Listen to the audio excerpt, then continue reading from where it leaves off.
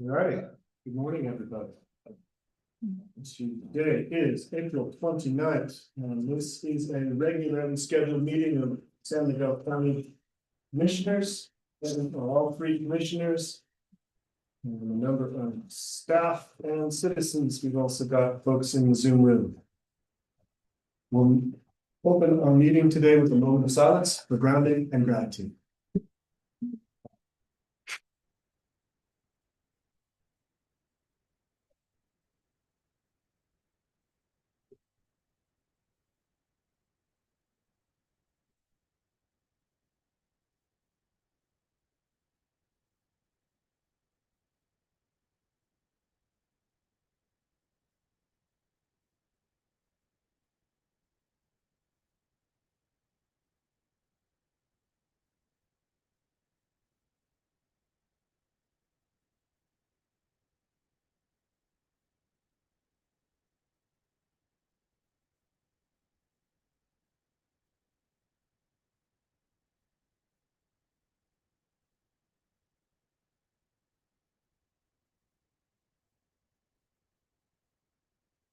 Thank you, everybody. We are lucky to be here. All I could think about doing that was coffee. That's a good thing to think about. We will move on to a review of the agenda. Commissioners, do you have any suggested changes to today's agenda? None for me. None for me. Staff, is there anything that we need to be aware of? No changes. Excellent, thank you. We'll move on to public comment for items not on the agenda. I'm not seeing any members of the public in the Zoom room. I'm not seeing any folks here physically who would care to speak, so we will continue on to administrative matters. This is a presentation of first quarter funding projections. We've got Ramona Rummel, our finance director, Paige Starks, our deputy finance director, Jared Biggs, who's one of our financial wizards and also the deputy county manager, and Mike Bordone is going to bring along the rear. Welcome, everybody. Who wants to vote? We're gonna let Mike lead. Mike, you bring it up front. I love to talk, so thank you. Thanks for having this session, commissioners. This presentation today is kind of the culmination of something that we do regularly, more internally at the county, to maintain adequate fund balances for all of our various funds and programs throughout the county. But it also was because of this capital plan that we started talking about with the board several months ago, and realized that before we could adequately look at what potential projects we might take on this year and in future years, we had to ensure the amount of money that would be available in each of the respective funds. We went through multiple scenarios to come up with the singular scenario that we're presenting to you today. We looked at market trends, economic data, spoke to our town partners as far as what was happening with sales tax, lodging tax, and the like. And we had an optimistic and a pessimistic scenario based off of those conversations. And rather than we could be talking in hypotheticals for hours and days, I asked our finance team to meld those two to what we think is potentially the most accurate scenario of what's going to happen financially as far as our revenues of property tax and sales tax, and then looking at what our actual expenditures have been, taking out some of those anomalies that would skew that data year over year to look at what we think is a more realistic expense trajectory. And I'm really thankful that Jared has put these expense and revenue trajectories. And in the short term, it looks quite good, but you also have to extend those lines further. And you can see that in almost every scenario, those lines are going to converge. And so that means that we're going to have to make some hard decisions in the future. We have some ideas on that. But the other thing is that the board had asked us to look at what would happen, we started modifying how we've been budgeting several years ago due to the reality that for instance, our road and bridge fund was not generating enough money to sustain itself. When I started in 2019, by 2024, the road and bridge fund was going to be bankrupt. So I worked with Ramona and Paige to change how we're equating for capital assets and some of the other eligible expenses, because we're also bound by statute and things like we cannot transfer into the general fund from the general fund, or into the road and bridge from the general fund. Thank you. Wait, what? You cannot statutorily transfer money in, if you have a general fund, or if you have a road and bridge mill levy, you can't transfer from the general fund into the road and bridge fund. We had done this at times in years past, in some leaner years, and luckily had not been chastised for that by the state. But moving forward, we wanted to make sure that we were to the letter of the law. And then also with the ballot question that the voters authorized last year, it allowed for some of our funds to continue collecting the amount of property tax that they were eligible for, not burdened by the Senate Bill 233 5.25 limitation.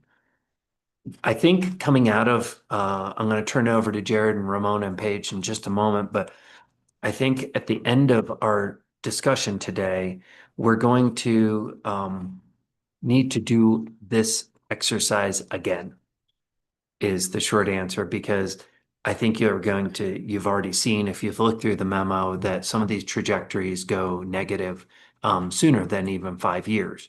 So what I'd like to do is say, hey, if we were to go back to that methodology of equating for capital assets and some of the eligible expenditures from the general fund, or increasing the transfers from the general fund to places like the public health fund, or human services or retirement, what would the true overall picture look for each of those funds individually?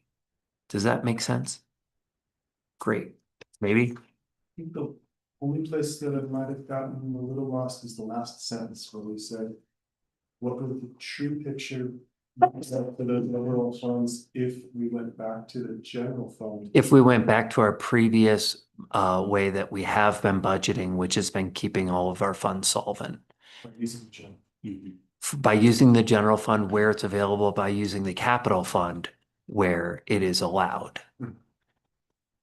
to offset some of those expenses to those respective funds. Essentially, what we're saying is the current revenues that are allowed or designated for these various funds, in many cases, are insufficient. And likewise, it shows our general fund having an overly rosy picture, which is not going to be the reality in the future. We cannot, unless you wanted to go back to the voters and say, hey, we need more for public health, we need more for road and bridge, and some of these other funds that are going to go negative, which we have taken from your direction previously, that you don't want to ask the voters for additional tax increases.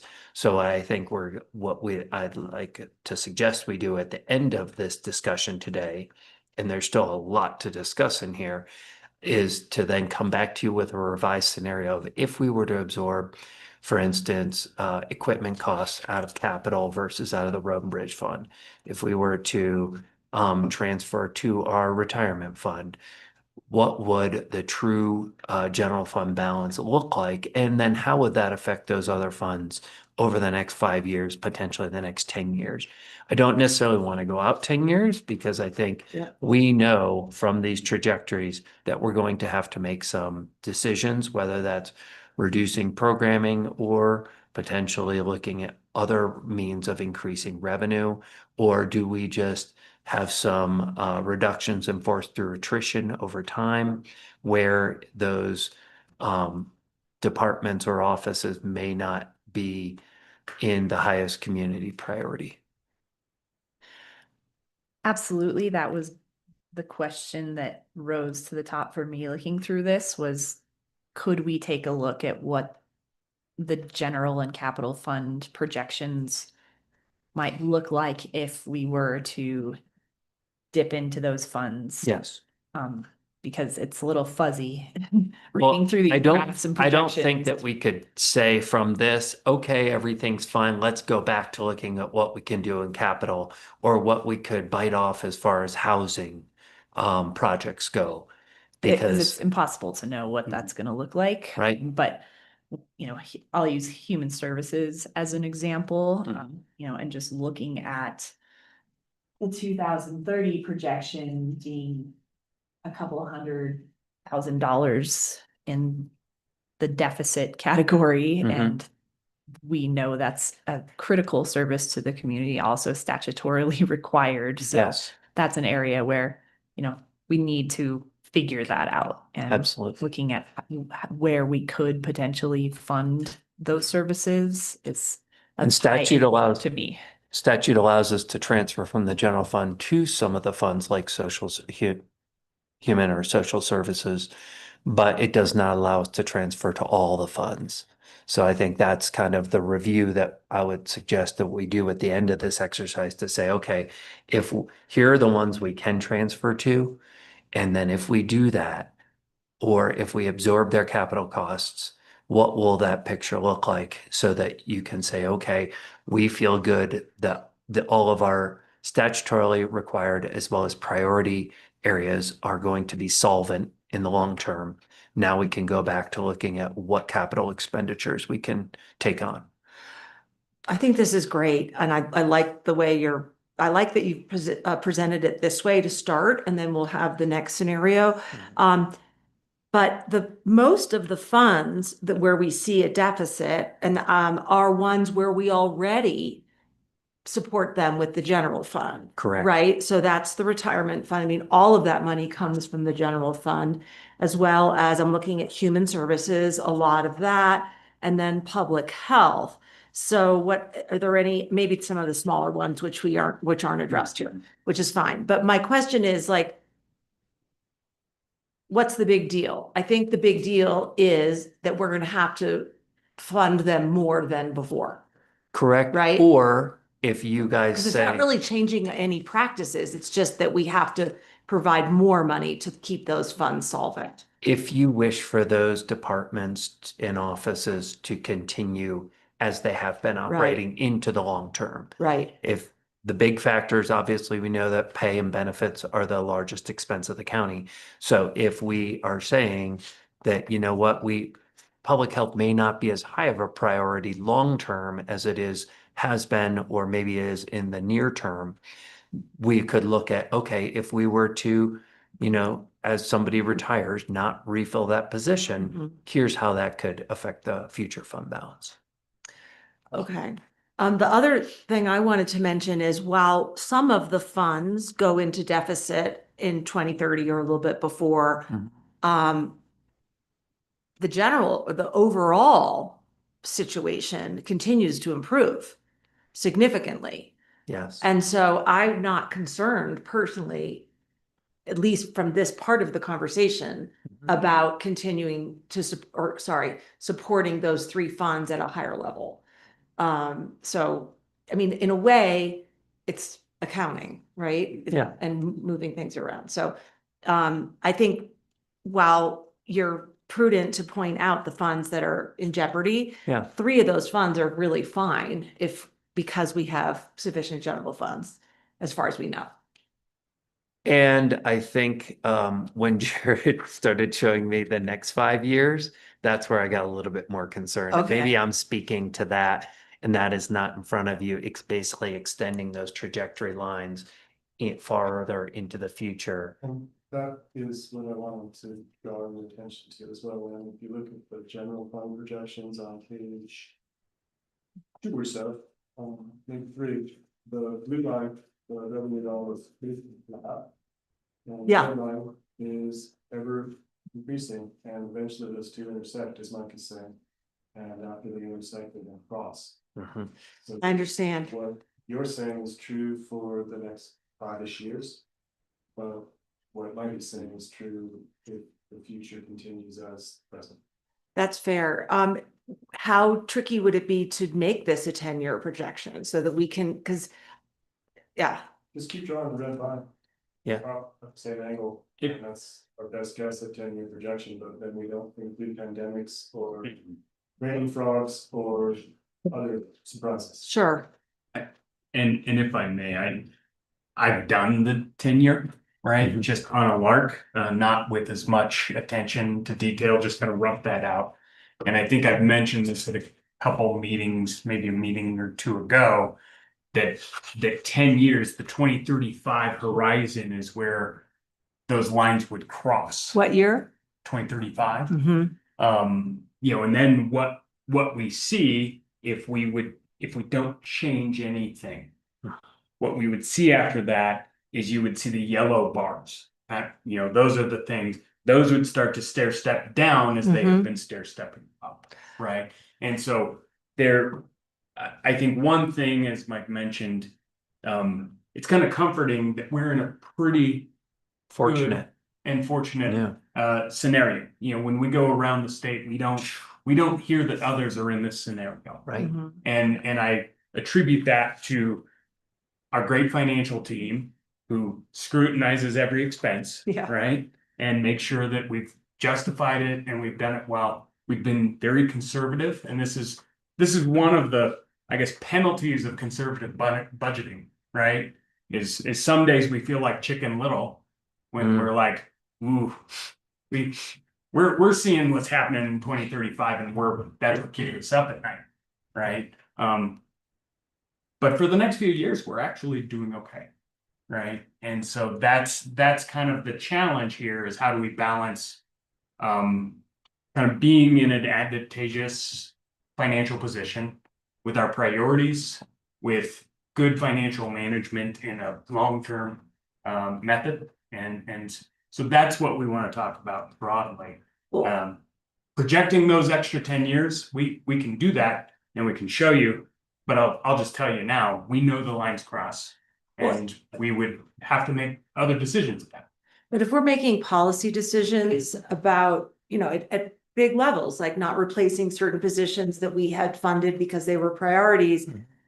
I feel like we need to show not only ourselves, but the public. And if we're going to be pulling back on service levels, we need to show them that we are thinking 10 years ahead and what that looks like. And I mean, this is a ton of detail, and I'm not asking you for double this work, Mhm. but if there's a way to get a general sense of the next 5 years and show that, I think that, like, if the conversation and the decisions are really being driven by the 10-year forecast, we should see that. Yeah. That's what I'm getting at. I would only caveat that I don't think you guys need to make any of those hard decisions today or this year, or potentially even next year. I think that we're giving you a heads up that we're going to be coming to you in the next 3 to 5 years to say, okay, in the horizon, we're starting to see the plateau of that bell curve in the horizon. And how do we want to equate that? Have the community's priorities changed? The other thing is we've intentionally tried to build up a significant fund balance in the general fund because our entire economy is based off of our property and sales tax for a region that is extremely dependent on tourism and home values. And should we ever have a devastating wildfire or something, it could destroy a lot of our funds in a matter of years. So that's why we always want to make sure that, you know, we need this cushion for that potentially inevitable rainy day. So Well, We're another just- reason to go to do that 10-year forecast is because when I look at the all funds projections for 2030, it's like $70 million. And so I think that to show that the public and ourselves that goes down will, I think, help them understand why we're holding on to all this money, yes, right? Because I mean, we do have significant fund balances considering our budget. yes, And so I've always kind of wondered about that, and you've always said this, but now recognizing or hearing that after 2030 things start to change, that really helps me understand why we've been so conservative. Not conservative, because I would always be conservative, but why we've, like, for example, taken the full mill levy or things like that. So, Right. and even asked for additional mill levies. So, I'm not the only commissioner on this panel, but I do think a general sense of what's happening over 10 years, if that is driving our decisions, would be useful. And is that possible without Absolutely. going into all this detail? I do think there is a lot of nuggets of wisdom and information in here that I don't want to truncate. Yeah. But I'm noting this and we will do that. If you guys agreed. No, I appreciate that. And it is, just looking at what has been presented today in the packet, one might wonder why we start to make decisions in the future to cut back and make policy changes. But what is always front of mind for me is knowing our responsibility for that rainy day. And the more I've learned about how other counties have had to navigate natural disasters and how that can immediately just drain the general fund, and suddenly they're in a very different fiscal position. And that is always front of mind, is just that conservative approach is critical because of the unknown. And so, yeah, we can jump in, but I did just want to reemphasize that point that a wildfire, for instance, could absolutely cost tens of millions of dollars for the county. And that suddenly we would be in a very different position. And even just in our last recession, we went from a valuation of 1.2 billion to almost half Yeah. within a matter of 3 years. So I think we always have to have that we've been really fortunate this last 15 years where things just keep going up. And we don't want folks to forget that history has shown us it never continues to just continually go up like that without some major hiccups along the way. So, sorry, I did say I like to talk. Thanks for obliging me. We are taking notes on the things that we're hearing from each of you so that we can refine this and come back again. But Jared, did you have more? Or do you want to go, or do you want Ramona to go? I just want to make a couple comments and then I'll let you Please. Yeah. dive in. Jared worked with the mill levies, and that, because that is one of our largest revenue streams that we have, trying to forecast what's going to change in the next 5 years. And with the legislation that has passed with the moving of mill levies within our own internal funds, and that has been captured in these projections. Now, in year 6, 7, what's the legislation going to do to property tax and all of that? So that is kind of a wild card in the longer that we look out, is because we don't know what's going to be driven from the state, or even how we change our discretion within internally to change those mill levies, which is the vehicle or the tool that is being used to drive these property tax numbers. So I just wanted to state that, because we have a little bit of flexibility when we're looking at these numbers because of the internal discretion that we use with the allocation of our allowable mills. But then we also have the state's guidance and the direction and caps on what we can do with our mill levies that kind of makes that a little bit more difficult. So we're trying to balance those factors around the mill levy calculations to create these numbers for the property tax that you see reflected in each of these funds. So it's the best effort at the time. And as things change, we'll continue to monitor that. But I just wanted to mention that we have tried to capture, to the best of our abilities, everything that is going on with the mill levies for these calculations. So that's what I have right now. Anything from you, Paige? Before I jump in? Go right ahead. And what I do want to do is I'll kind of just share screen of the companion workbook as we walk through. So I think it's good kind of framing of where we're at with this project, what we are thinking about, how we're trying to work through this. And I think to Ramona's point, one of our challenges always is crystal ball, right? And our assumptions on a 10-year time frame are a lot softer than our assumptions in a 5-year time frame. So there's a diminishing return of going out much further than 10 years. And just for sake of argument, before 2023, if you look at the 10 years before 2023, our assessed value countywide was growing at an average of 1.5% per year, right? Long-term, like. Yeah, Yeah. that's a 10-year snapshot, up to 2023. It was growing 1.5% a year, but you can think it was growing by -4 one year, 9 one year, up, down, that averaged out to 1.5, right? And so what we've done to Ramona's point in the general fund and in other funds, and we'll talk about a little bit of nuance there as well, is we're saying, all right, based on that history, we're projecting our overall assessed value growth at about 2%. Obviously 2023 and 2025 Yeah. are, those years are kind of bonkers. We had 33 and 22% growth of assessed value in those 2 years. And we know because we're living that. We're living that in the abatement hearings we're hearing, in the protests that we're hearing, right?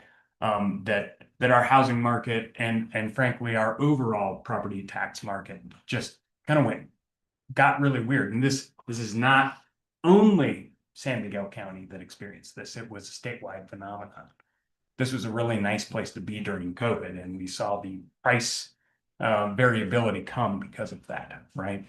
And so we're expecting that to kind of even back out, back to our historic trajectories. So when we look at this, and I've pulled the general fund up here just as for sake of argument, right? So when we look at this, what we see in the property tax line is a reflection of that 2% assessed value growth, but it also took the steps of we now have the 5.25% limit as well on that fund.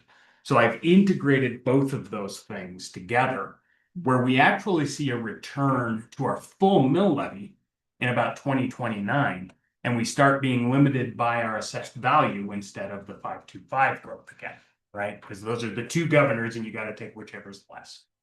And so that's kind of one way I wanted to portray what we're doing with property tax, because that is our biggest revenue source.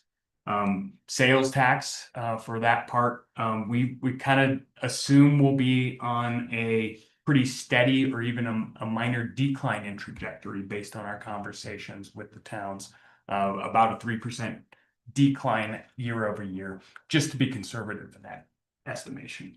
And again, what I wanted to really get, we could dig into any year and we could, again, they're just projections. So there's not a lot of value in that, but the value is in trajectory. And so we see that largely our employment costs, our health insurance costs, all of our kind of ongoing costs, those are going up at 6, 7. In the case of health insurance, we're projecting that at 15% a year. And again, Christine and I had a meeting last week with our insurance provider, and next year we're already staring down the barrel of 17 to 18. And so, we know that those things are going to be larger than our revenue growth. And for wages, you assumed 6 or 7%? We assumed 6% for wages.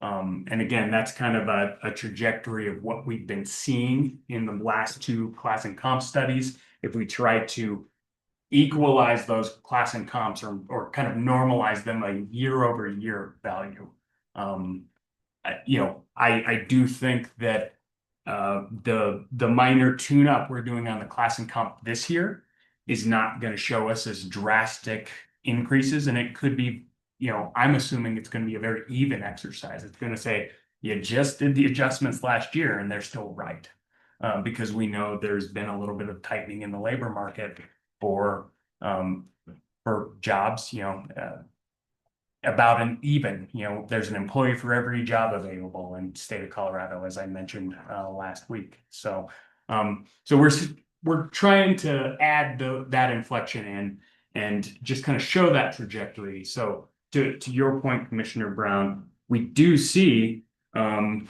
a net position at the end of this year and projection of $5.4 million of surplus, right? But as we step year over year, we're seeing that decline. And so where we have 2.8 million, and again, this all assumes that we're trying to isolate the funds. So we know we'll be making some general fund transfers to some other funds to support them. So that number, will not be true. That number's not going to be true anyway, but we're going to actually eat into that to keep our other funds whole. So, a couple other things, and I'll talk about these. So, I kind of portrayed how I did the projections for those funds that are subject to the 5.25% limit, right? We kind of run each year with which one could we do? Is it our mill levy cap, or is it our 5.25 limit cap for those funds that we've exempted? So road and bridge, early childhood, mental health, and housing. We've just kind of we ride those levies based on the assessed value growth of 2%. So that just goes year over year at the same value. So those are a little bit more simple to model, but that's kind of how we've done that, differentiating those two kinds. And what's the assumed inflation rate if that's part of this? The assumed inflation rate, again, It's different we have depending on, different yeah. ones depending on different expenditure I understand, lines. yeah. Mhm. And so that's what I put in the memo is Yeah. we can see, we know those salary assumptions touch almost every fund, right? But where we did have something picky, and I'm trying to think of any particular fund, I'm thinking of the housing fund in particular. That one's a really wonky fund, and we'll talk about it in a minute of how I modeled that and why it looks so weird, right? And it's much more of an exercise of here's what it could look like, but we're going to make decisions not to do this, right? So when you had to default to like a regular old inflation rate for, tires or something, what was the number you used? I think I've been using about 3.6. Okay. Right, but we actually did some work to try to actually index appropriate things. Yeah. So asphalt, we dug into some data on asphalt inflation, right? Found that to be about 7%. So on those particulars, we tried to dig into resources that would give us a good look. And again, for a lot of this, if we had nothing else, it tended to be somewhere around a 3%, 3.5% adjustment. So,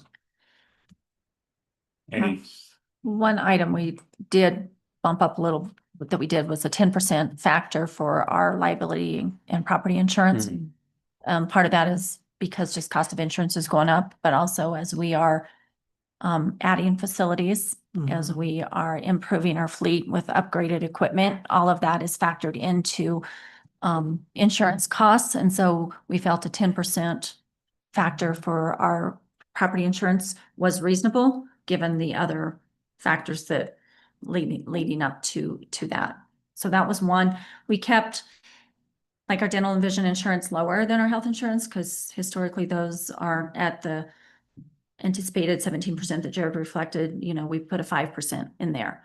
Wow. As we continue to hopefully maintain staffing levels that we have currently had, we're seeing a bump in that because we are at higher staffing levels than we were 2 years ago. And so that all comes with a cost when that's factored into your, all of your allowances, also your fuel on your vehicles and all of that, because we have more people running our operations. And so we tried to look at those and really be cognizant of if your staffing levels go up, then these are the related items that are going to go up relative to staffing levels. If our staffing levels come down, then we don't have as much fuel being used. We don't have as much health insurance, so it's all relative kind of around that staffing, which is driven by service levels too. So that there was just a lot of, thought going into it. And that's the reason we just didn't throw like a 3.6 across the board for everything, because that's not reasonable when you start really dissecting some of the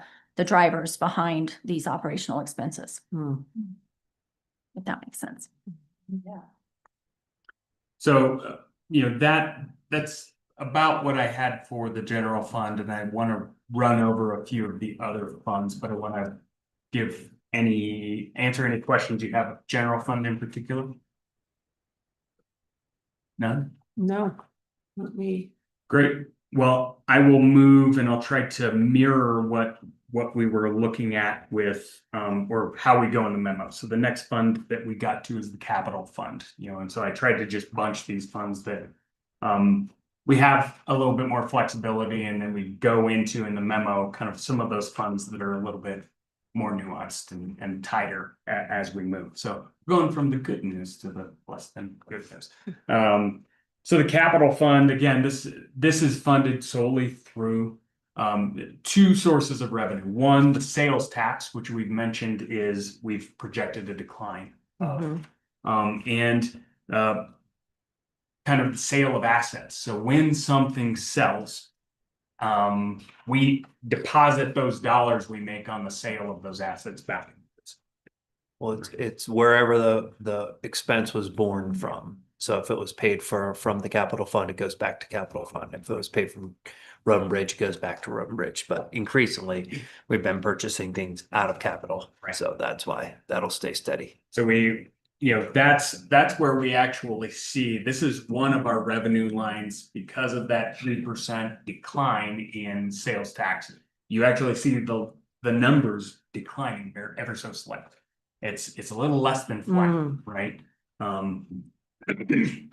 But we have this great trajectory for our expenses where they're up this year because we know what we're spending out of the capital fund this year, and then it goes flat, and that's unrealistic, right? So it's a bit of a rosy picture, but it's because we haven't programmed the next 5 years of capital into this fund. So while we can look at this and see a trajectory, we're going to have some money in this fund, and we're going to have a little bit of fund savings. We do have a balance in this fund, but we know that a lot of this kind of that line for expenditures is attributable to we moved the capital that we have been putting in for Road and Bridge out of this in future years, and we moved the other things that we're unsure of, right? So I think this is just one of those funds that year over year, we want to pull together a better 5-year capital plan. That's part of this big exercise.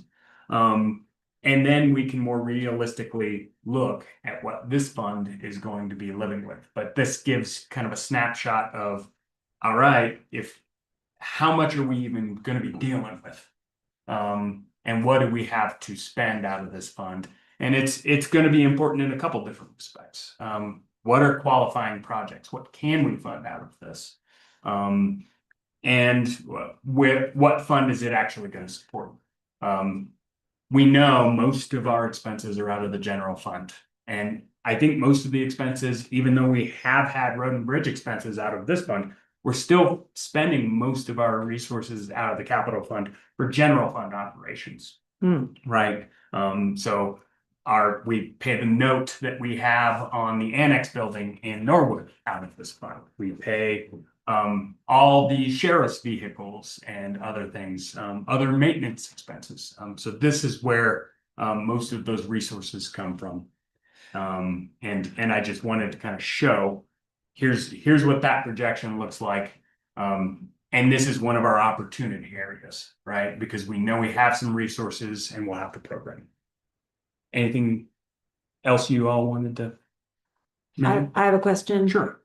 So the ongoing kind of expenses or commitments that we have to the capital or from the capital fund are included in here. Correct.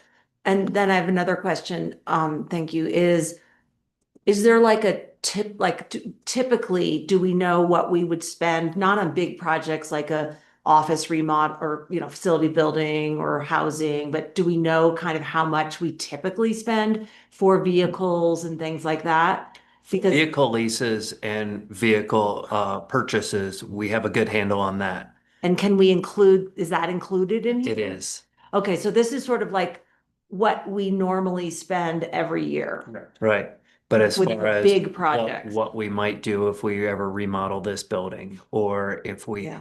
our buildings are all of different ages. I know things like we've talked about rebuilding the Bloxham building down the road. That's what we're gonna be looking at from this in the future.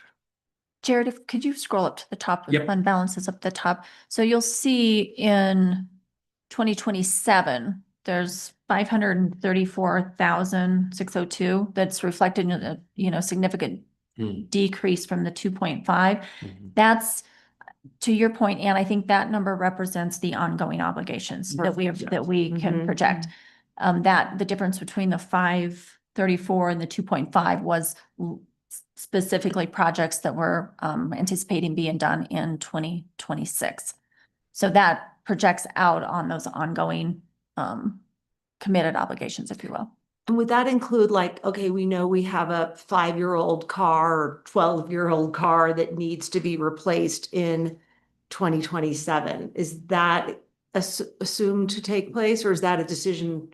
Do you know what I'm saying? It's to a certain extent. Yeah. Yeah. Right, but this number references like our current leases that we have, like the number of leases that we have. If we were to increase our vehicle acquisitions, this number would go up.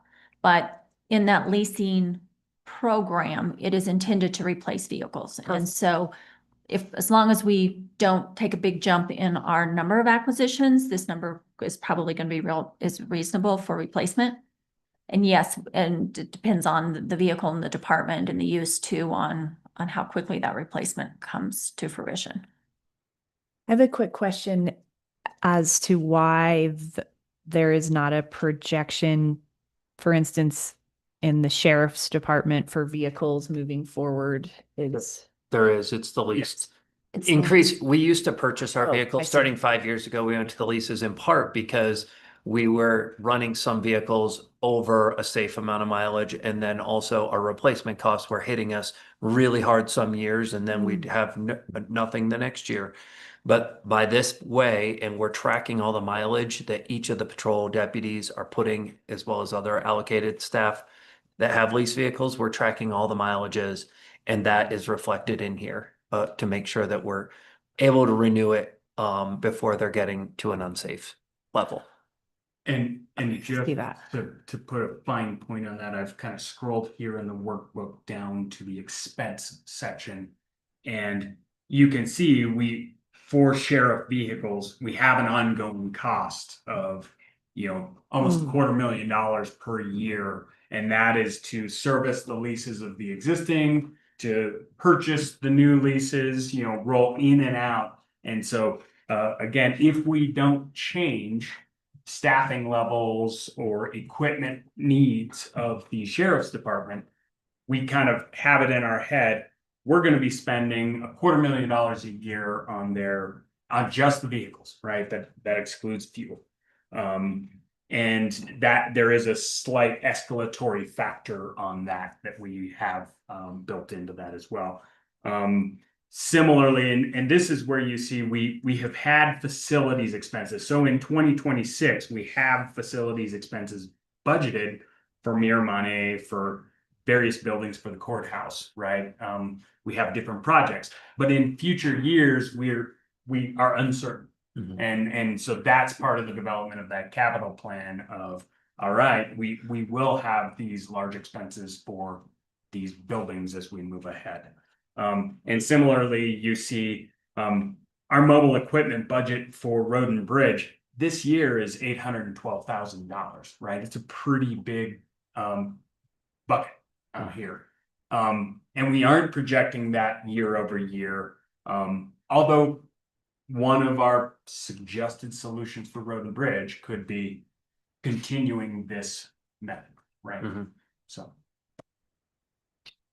But even on the road and bridge side, when we move those out of the capital, we, as Jared refers to it, we gave it a haircut because Ryan has been doing a really good job in trying to get some equipment replaced. But this trend isn't going to continue for the next 5, 7 years at this level, because he's not going to need all of these pieces of equipment Right. every year from here on out. So 26 is a pretty high year because we're kind of at that tail end of those big requests. So we trimmed that number back and built the trimmed number back into the road and bridge fund, should the road and bridge fund assume those costs moving forward. Now, is that to say that we wouldn't get a request in 2 years from now? No, it's just the best information that we had to kind of think, to look at these long-term projections. So that is an area that, depending on what is directed or what Ryan feels is necessary, that could change in just a couple of decisions by the board on how to spend those monies. We So put it in the road and bridge fund at 250 a year as kind of a maintenance level. No, understanding that some years, if we have to do a new grader and because we can't find a quality used grader, that's a $500,000 expense alone. Any other questions about capital? And like I said, I see capital fund is an opportunity fund for us to program that to meet our priorities, right? So keep moving and just to run over it quickly because it's the sequence of the memo, the retirement fund. So similarly, the retirement fund is projected to be in a minor deficit year over year, right? And so there will likely be a need to have some transfers from the general fund to keep that even. This one is really driven by employee costs, right? Because the retirement values are a percentage of employee compensation. And so our expenditure line is already kind of over the top of our revenue line. The one thing that has been good for this particular fund has been what are called forfeitures. So when we know that we have employees we've had a trend that employees are leaving earlier. They aren't serving as long as they used to. And so if they do leave within their first 5 years, they forfeit a certain amount of resources that they are not vested in their retirement fund. And so that's what we're seeing kind of filling this bucket a little bit. And then I believe Ramona and Paige at the end of the year, they look and they say, what do we need in terms of general fund resources to fill any gaps if there is? And do that. They bring that at that end of the year supplement that we tend to have. And that's a transfer from the general fund to make any difference if it's in a negative position. So. Yeah, I mean, this is one of the funds, like, tell me if I'm misguided here. I don't worry about it going down because it's not like we need a reserve here, right? And it really is 100% funded from the general fund. So, basically what this tells me is that we're going to have more general fund expenses, right? Not that, oh, we can't pay our retirement. Right. there is a property tax mill levy that is assigned to this fund too. But how flexible is that? I think you're That bringing one- that up. For this fund, it is flexible. It is wholly flexible. We could absorb that portion into the general fund and then just fund this out of transfers only. Yeah, this is maybe a question someone could answer for me at another time, but like, why do we even allocate mill levies to these funds that aren't voter approved, like that we just set up? But never mind, we'll do that another time. Well, we'll talk about that. I think there are vestiges of historic methods. They used to be required to happen this way. And we haven't kind of rocked the boat. We've said, hey, we just keep doing this. And I would tell you, there may still be something on the books in the statutes that requires us to make some portion of this contribution to property tax resources. So we've just been very plain about that by assigning a levy to it, right? Thanks. I mean, and that really applies to counties that do not have any general fund reserves, and it's the really only methodology to have this kind of revenue to support staff. I could see how I would kind of hope that still remains in state statute, but It does give a little bit of a signal that these aren't optional expenses, right? If we have Right, employees, we have right. these expenses. Right. Unless we want to really devastate morale and do away with retirement programs. Right. We wouldn't have a lot of employees. Yeah. But, That's a reason to work for the government. well, and so I do think that there are some of those kind of the reasons that property tax was assigned into this at some point was, hey, it's a commitment, we're making it, and we're Mhm. moving ahead. So, And I don't want to get into the weeds, but we have a defined contribution plan for our retirement versus a defined benefit plan. When you read about concerns over things like unfunded liabilities. yeah, but Mhm. various retirement plans that are in jeopardy of going insolvent or not being able to pay out their benefits, those are typically your defined DB. benefit Mhm. plans. And so this is a safer retirement plan for our employees to know that what they've put in will be there when they go to retire. Because we actually match it that year. It goes into their. But it also goes into a fund that is just for them Yeah. versus going into a large pot that may be able Mhm. to fund other outside interests. Mhm. Yeah, and it is a good point, Commissioner Brown, that when we make retirement contributions, right? We pay on the front end, and then it's in an employee kind of earmarked account Mhm. that the employee owns. We do get those forfeitures if they leave before 5 years, but after that, we make a payment and it's in their bucket moving ahead. So it's one of those things that, to Mike's point, you hear about para and unfunded liability, right? Mike and I both have some money in that bucket, Mhm. right? And we hope it Mhm. pays out one day. Mhm. But this is, there are some benefits to the defined contribution plan, and that is, it's my bucket. It's not Right. the county's bucket, that I hope pays out. So, we'll keep moving here. So capital, retirement. Now we get to one of the most fun ones, road and bridge. And so, and there's a button on Zoom Huh. that does not play with the buttons that are underlined. Okay. Road and Bridge Fund, and this one, I recall at the last meeting that we had talking about the capital fund and capital effort, that one of the requests you had was to give kind of the unvarnished look at the Road and Bridge Fund. So to that point, we moved the expenses that we've been absorbing within the capital fund into here.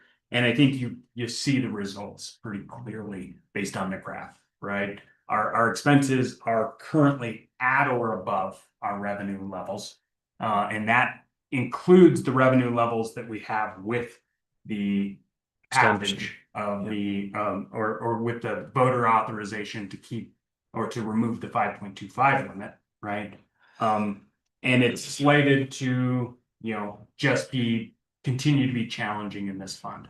This is an area where this is a challenge for every county. Road infrastructure funding is declining in a lot of respects. The two major resources that this fund gets are the property tax resources and what's called the highway users tax funds. Those are actual gas taxes collected by the state. The county gets a portion of based on our lane miles.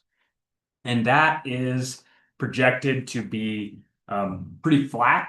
And if people don't continue to buy gasoline, it will be another issue. I do expect this will be something that continues to be discussed at the legislative level, right? Because as we convert to EVs, there's no gasoline tax. And if there's no gasoline tax, how are we funding roads?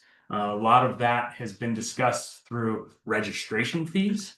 And we do see a little bit of that come in what's called not use tax, in Specific ownership tax or specific ownership resources, but it's not designed currently to keep pace with the same level of gas tax. So I think that it may be rosy to say that that tax is gonna be flat Mhm. if we want to achieve climate goals, right? Well, there's consideration to putting a tax on EV chargers too.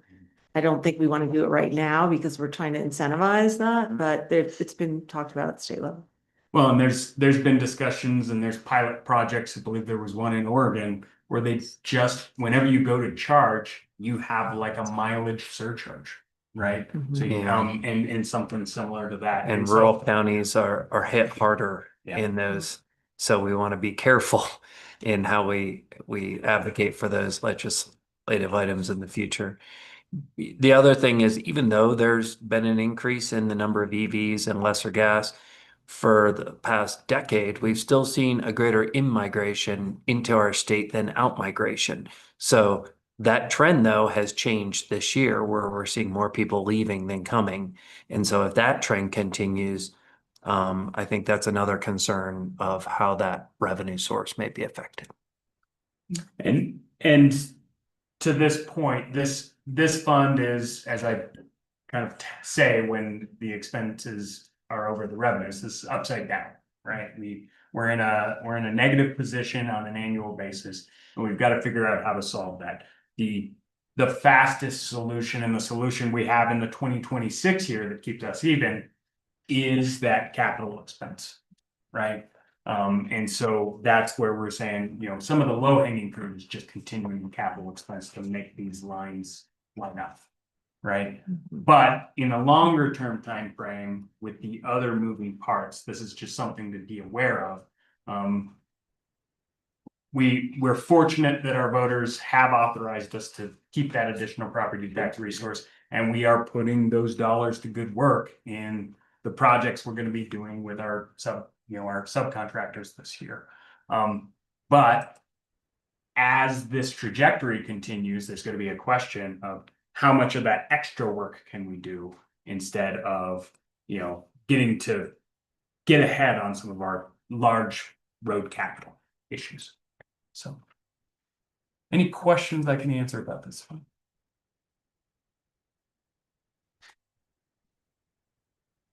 That was really insightful. Regardless, I think across the board, it just, you know, this is the garden. It takes care and tending, and we've got a couple really great gardeners here.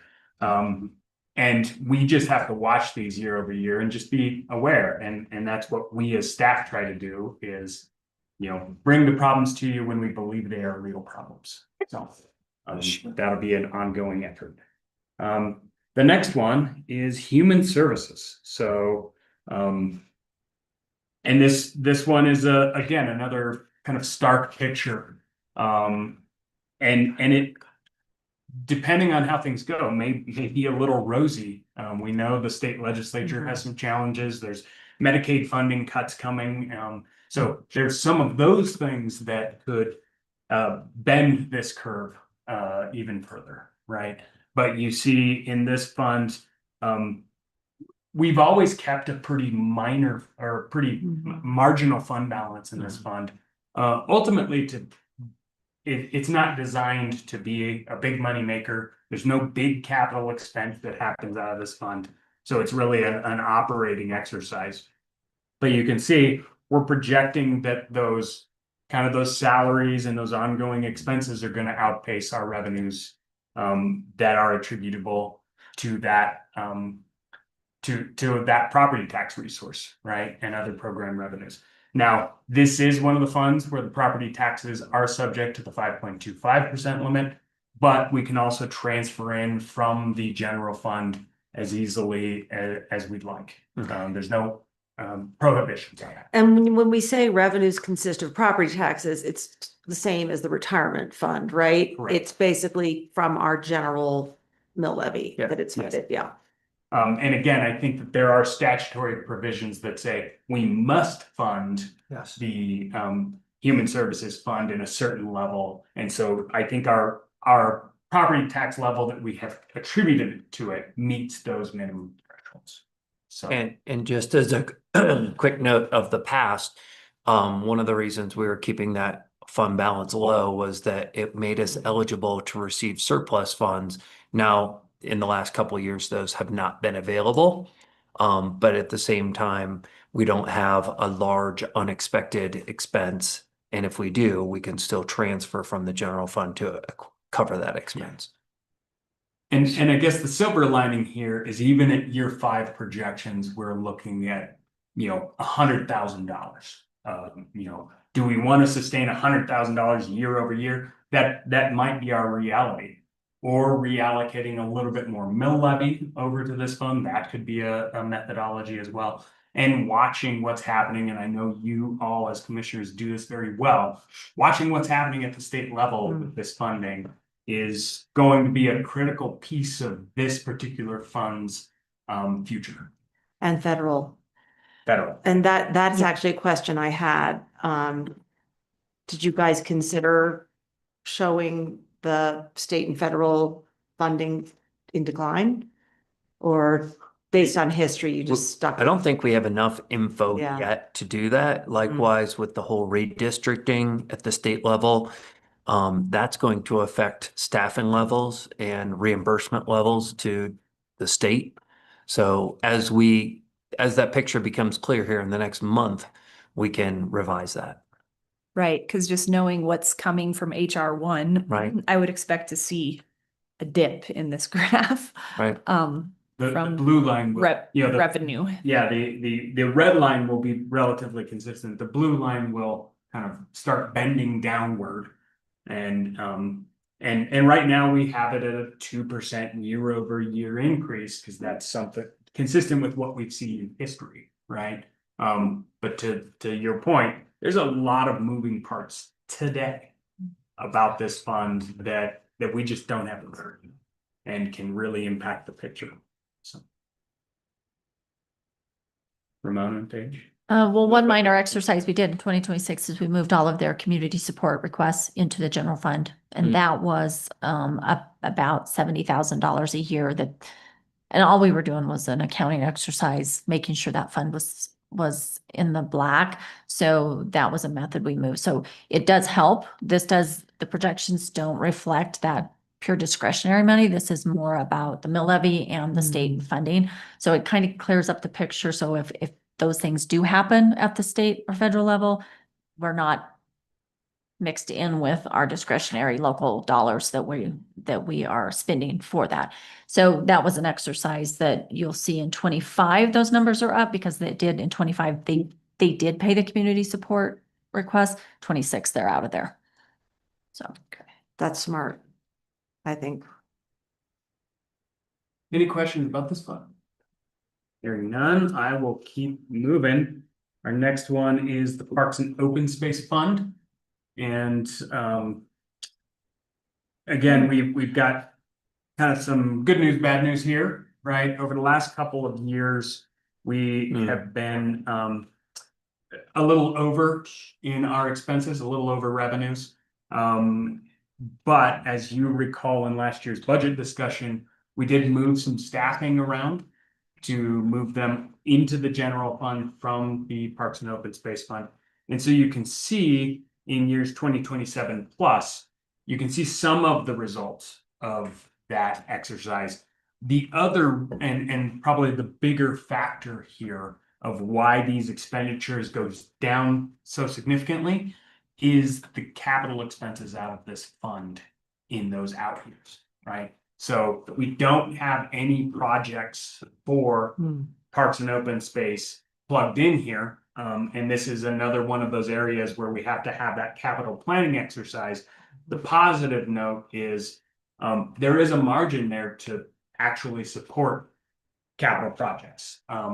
Yeah. They just have to be planned, right? We have some balance. We have a margin each year that we would be putting in balance if we don't do a project. And so this is really a good spot to be to say, well, we have some room to move. We're supporting our operating and maintenance efforts. And we just have to be careful about capital in this fund. Significantly, those are the moving out facility maintenance and the creation of the fleet and facilities area within the general fund. I do know that Janet would like another employee or even a part-time employee. But we wanted to go through this exercise before we had any discussion about that, because that would affect the long-term trajectory as well. The only other potential revenue source that they can use for a lot of their projects is CTF or conservation trust funds that generate between $40,000 and $45,000 a year from lottery proceeds. And the restriction and the use of those funds generally aligns with the types of projects that the open space or historic commissions are recommending for the county. I have a question here about this guy.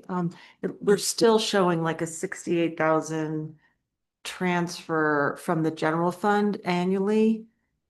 And then it's steady for over the projections. What's that about?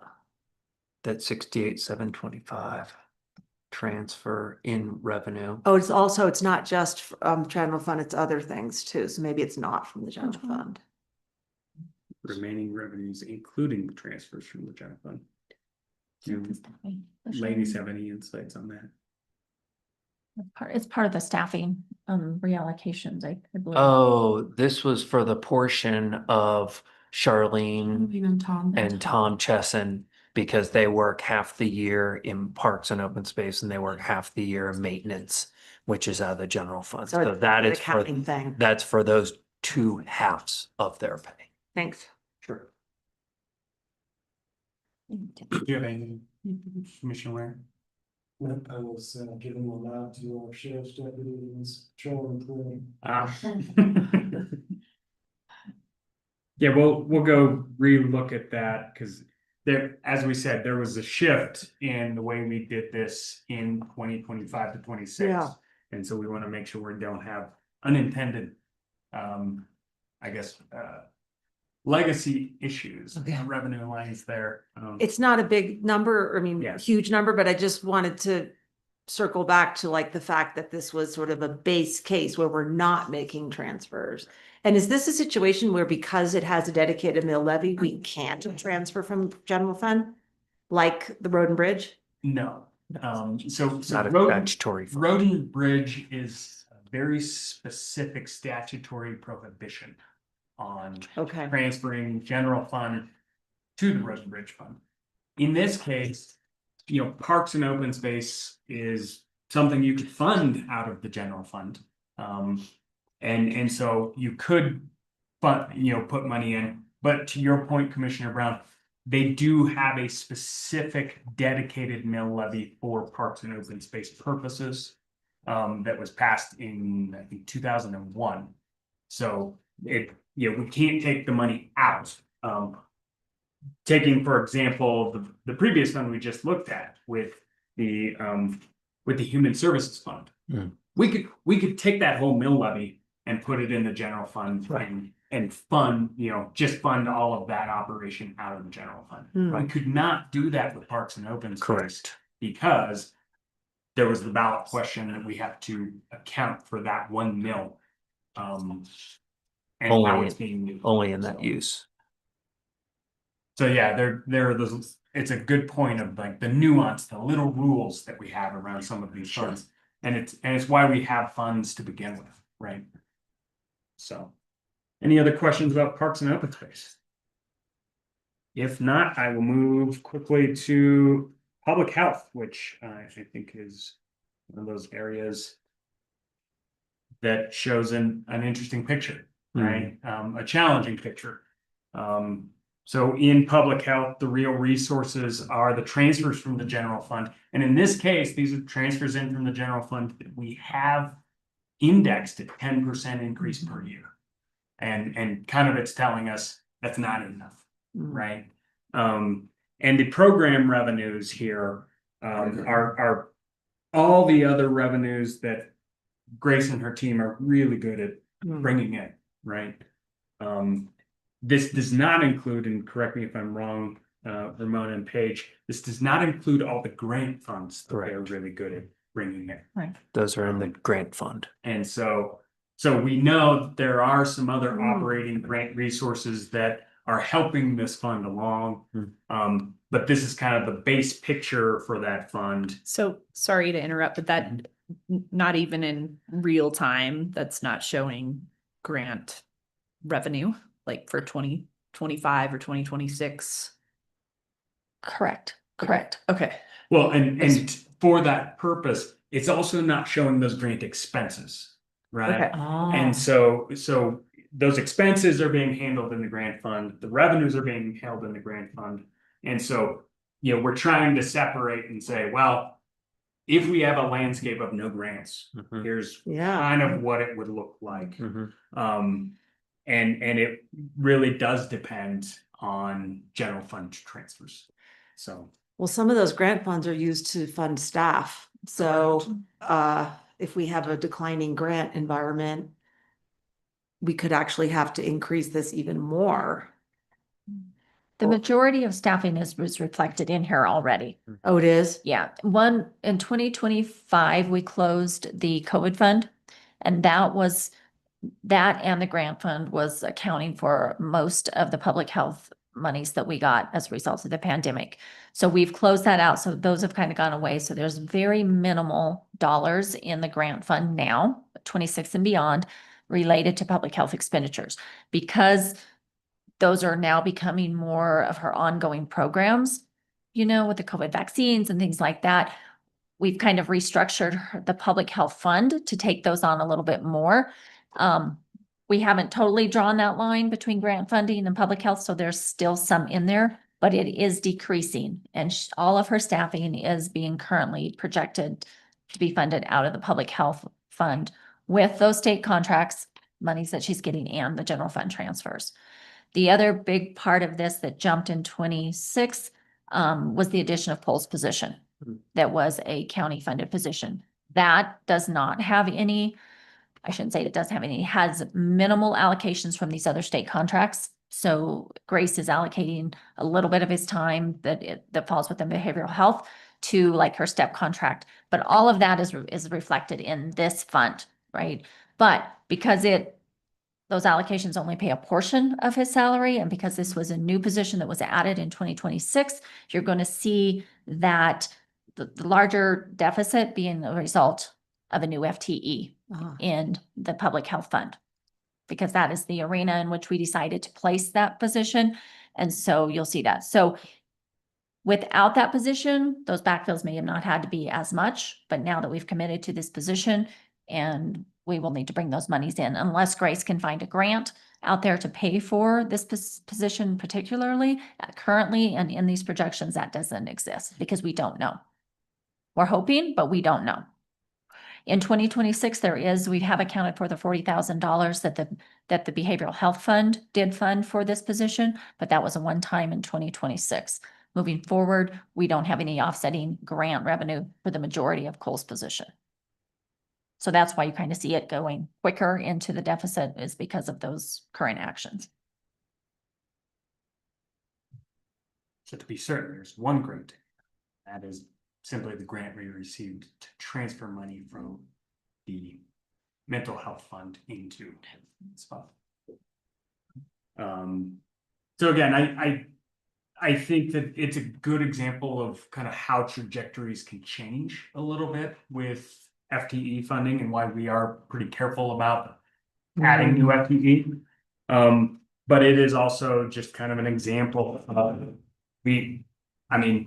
I give Grace a lot of kudos that she is very good at looking for financial resources and stacking and braiding funding, let's say, as she works through every day. But there is always, the risk. There's two things we can do for employees that are supported by grant funds that go away, right?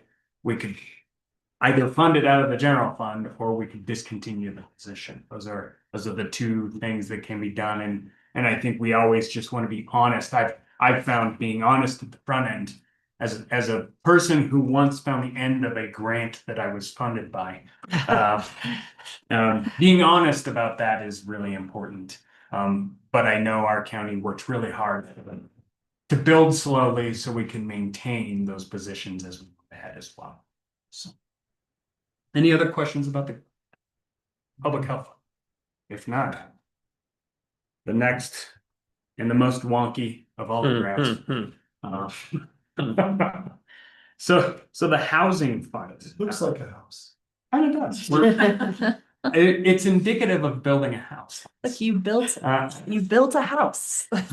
One Built a down. house with a model. If I've done something while I've been here, I built a house on the ground. Anyway, the housing fund is an interesting one. As you know, we have the dedicated property tax the voters authorized for us in 2024. And that is exempt from the 5.25% limit. And so that is the property tax projection. There are some minor department fees. Those are fees that come in for a lot of SMRHA services. So you got to think the couple things that are happening here on the expense side of the coin are funding of SMRHA. We've also just built in, if we were to continue to fund our housing specialist position, that is built in here as well. So again, that's not a certainty, but we're modeling it to say, well, if that proof of concept is valuable to us, this is what it would look like.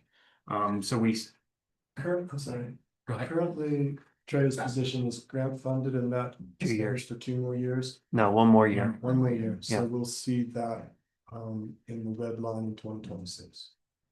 Correct. So again, the big revenues in here are, the biggest ones are impact fees. And that was one of the things this year where we had some really an unexpected bounty of impact fees, largely from the 2 ADU buyouts that we had. But there were some other fees. We are not projecting to have $1.8 million a year in impact fees moving Right. ahead. We've kind of tried to normalize that revenue stream to something we've seen more commonly, about $350,000 a year instead. Maybe we should raise those. I think we just did. Right, and Or that was that my- happens on Friday. That was my question, this projection that I is taking into consideration those increase in impact fees. Why is that flat? I think it's flat because we have not necessarily seen a strong correlation between the fee increase and the production. And I'll tell you, it's incredibly variable, right? Yeah. We change rates, and this is, I'd like to think there's a little price sensitivity to that fee. I think we've heard there's price Oh, yeah. sensitivity to that fee. And so people may simply decide not to build or not to do the remodel or not to do whatever they're doing. So we're just trying to say, hey, on a very conservative level, we're gonna go flat and see how this fund would move, right?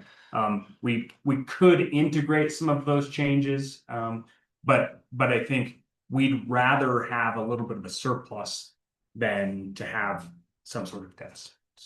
Jared, I apologize for doing this in real time. I should have done this before the meeting. But where we show the receipt of that $1.8 million Mountain Village Four Seasons project impact fee, we don't show the million that we've pledged, but not spent. The This million is is not- not. Oh, that's not. Oh, No, this is, oh, the use taxes in the general fund. This, my bad. these are employee housing mitigation. The number is almost Yeah. identical. Yeah, I know. Okay. Yeah. Yeah, those were used Okay. taxes, those would Thank have you. been in the general fund, right? So, and again, that it is a great point, Mike. That is an expense that is not shown in the general fund, right? Yeah. Is the $1 million for the Norwood Water Commission Right. if they get their project to construction season, right? So, but Should it maybe? We'd have to guess what We year don't it is. know when it will occur. yeah, Right. I But mean, we're hoping that. we do have it next year. noted in our financial system that this is a commitment that has been made by the board. But it's not showing in the Right. fund balance yet. But it's a good point, Mike, but different bucket. Yes, Right. thank you, Chair. But so the big takeaway when I look at this fund is, again, we have a flat revenue line. This is attributable to kind of just going very flat on impact fees, being flat on almost everything, having property tax growth of 2%, right? Because we're just riding the assessed value wave here. So it ends up being pretty flat on revenue, but you see incredibly erratic expenses. And those are attributable to, I know during the last conversation we had about capital planning, I've put in there in 2026 a significant expense to do the Ilium housing project, right? So approximately $1.9 million with a little bit of money in 2027 to finish that project. And then the really big, the house that I have built here with the graph is if we got Deep Creek, which I'll talk about after this, if we got Deep Creek to a place where we were financing it, right? So what this shows is a 20% down payment on a Deep Creek project that we would have in 2028. Just to rough out, and again, these are super rough numbers. I'm saying 30,000 square foot of building at $900 a square foot would be $27 million, which makes that down payment $5.4 million. And so, and then you see the expenses continue year after year, because that would be about a $1.8 million note that we would be paying for a 20-year term. And so again, I did this because that could be a real project. It assumes that we would pay fully for that. We know CDOT's already a partner, right? So we may get financial resources from CDOT, not just the land.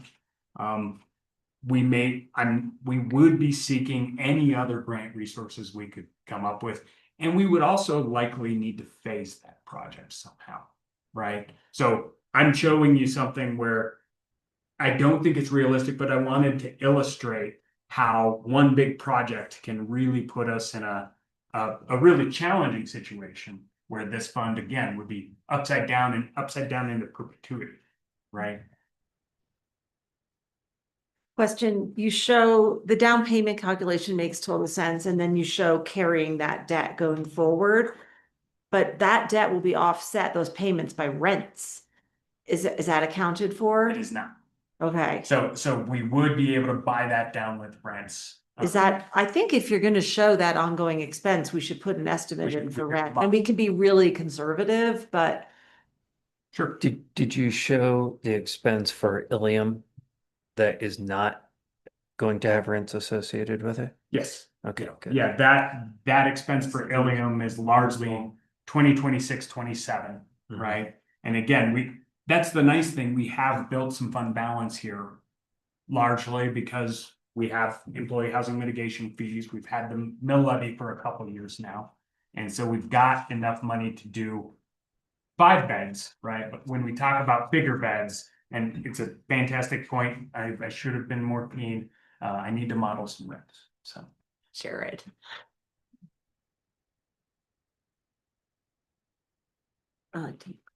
Any other questions about the housing fund?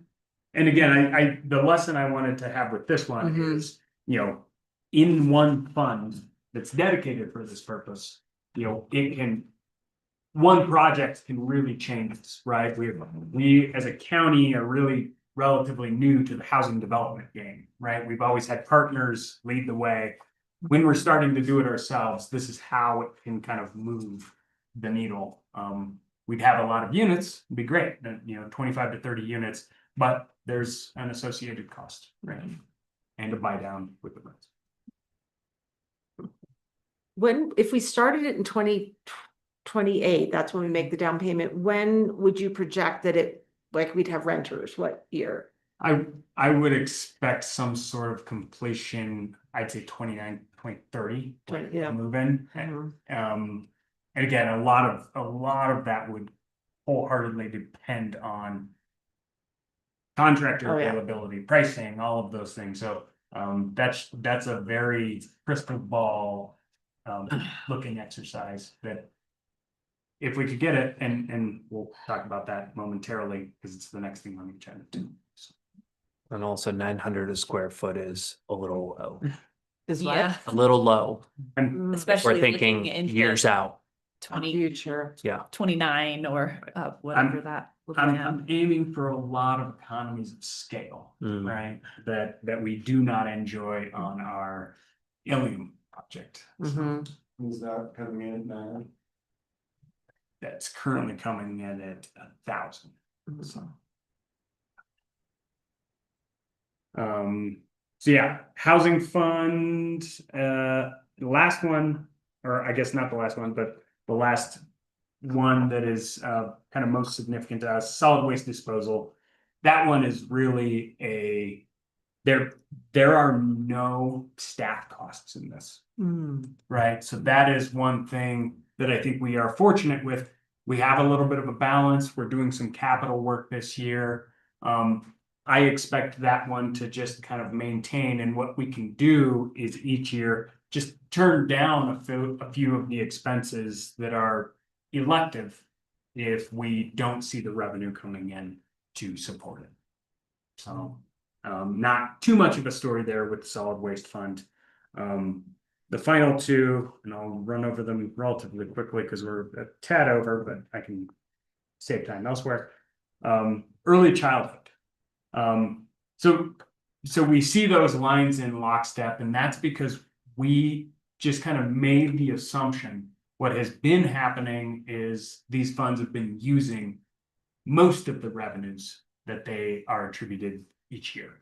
And so we just modeled it at that they're going to spend 98% of their revenue each year. And so that's why those two lines are in lockstep. But at 98%, they still build a little bit of a nugget year over year. And the big difference between the two, because the graphs are almost identical, they both get 0.75 mils, right? So they're almost identical. The big difference is the current balance and how that builds over time, right? So currently the mental health fund has less of a balance. They've spent that down significantly over the last, I'd say, 5 years.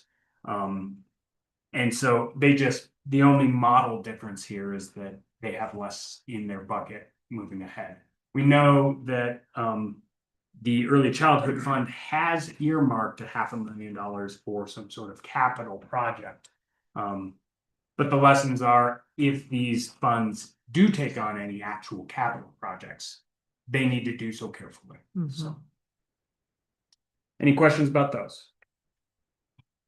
If not, I think that's the end of what I had today. I'm happy to answer questions as always.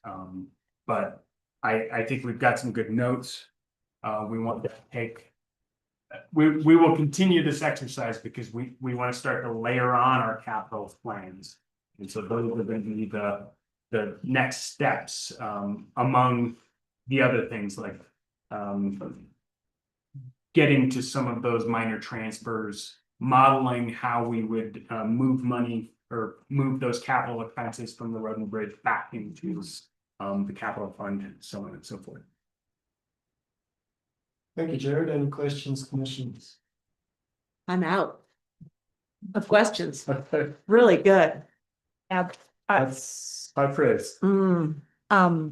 just a comment that the fact that you took the time to dig into the minutia, for instance, different inflation rates and how that would apply to varying goods and industry, and thank you, because it's really, this kind of like 30,000 foot view that you gave us with each of these funds. I was really curious how you dug in, and you did a lot more work than I even would have anticipated, even knowing how meticulous you all are and knowledgeable. So, well done. And it makes me feel more confident in these projections, knowing that. Ditto. Well said. All right, I think what we've heard today is that there's a train wreck coming, that it's not tomorrow. And that we're gonna meet again and that'll take a closer look at how to avoid that. catastrophe. And that in order to do so, we've got a capital plan discussion. We've got some more adjustments to our long-range 10-year forecasts and a couple minor adjustments that we made notes on today. Great. Commissioner Wang? Yes, sir. If I may, I want to make sure our direction is clear. At the outset, I had suggested that we do one thing, which was to look at how we have been offsetting some of those transfers and capital requests through the capital fund versus bearing them, for instance, solely in Road and Bridge. Would you like us to do that same exercise with the 5-year forecast as well as a 10-year? Or would you like to see just this first one projected out 10 years? Or Hmm. both? I might suggest both. I would agree with both, but I agree with Commissioner Brad's statement earlier that the 10-year can be fuzzy. Correct. Will be fuzzy. We all know that. And I just want to ask, do we agree that down the road, this is a catastrophe and a train wreck?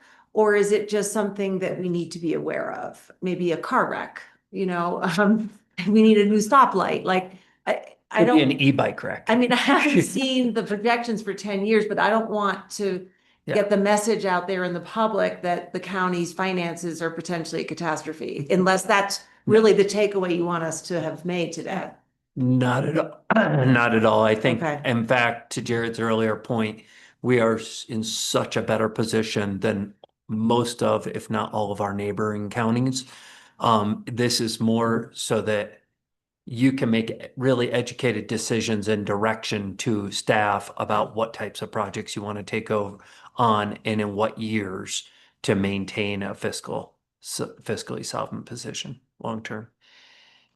And if I may, I You may, think, Jared. I think in 10 years, right, in 2035, if we did nothing different than what we're doing today, Mhm. we would be spending every penny that we have come in the door. But we have built balances that would help us weather kind of the following years and challenges. Those balances between now and then will only be consumed by capital projects, right? Or decisions this board or another board makes to have new projects, new capital, new things, right? So that is really where I think we have, in my tenure here, this board has been very careful about increasing levels of service, programs, and staffing, right? Because we know there are really significant costs attributed. So we want to make them count is really the point. And we want there to be good outcomes. And we are incredibly fortunate. And so we can make some of those decisions without car wrecks or train wrecks or even e-bike wrecks, right? We just want to do it clearly. Well, this is an amazing tool to help us do that. Really good. And I feel like the awareness is very important, where we have, presented numbers in the past without all of this back end work. And so it really was just a discussion that we had, oh, here's numbers on paper. But I think as we continue to go through the next few years, as a decision comes up, whether that's a staffing position, an equipment purchase, if it's a program change, adding a program, deleting, all of this does have fiscal impact. And so this at least gives us a tool to use should those discussions or when those discussions arise, that we could say, well, how will this decision impact that? And we have a good baseline now to drop those numbers in, where before it was just like, well, it looks like we have money in 3 years. So I think it does give us a good tool, but it also just, I think, help the education about any fiscal decision. It could have long-term impact and how these funds interact with each other, the impacts of those. So hopefully it will be a tool for you all to use when you're making your decisions, and it helps us as we monitor our fiscal stuff as well. The budget and the audit really capture like 1 year, maybe a couple years. So those exercises don't get to this level. So this has been good to actually pull those into this exercise, because then you can see what the efforts that have been made over the last 2 or 3 years, decisions that have been made, how it is moving it forward. So hopefully it'll be a tool for all of us to use. So you're here. Yeah. Exactly right. I would like to move us from this topic to our next, if we're ready to do so. Okay. Our next project is to recognize Pig Star for her 5-year anniversary.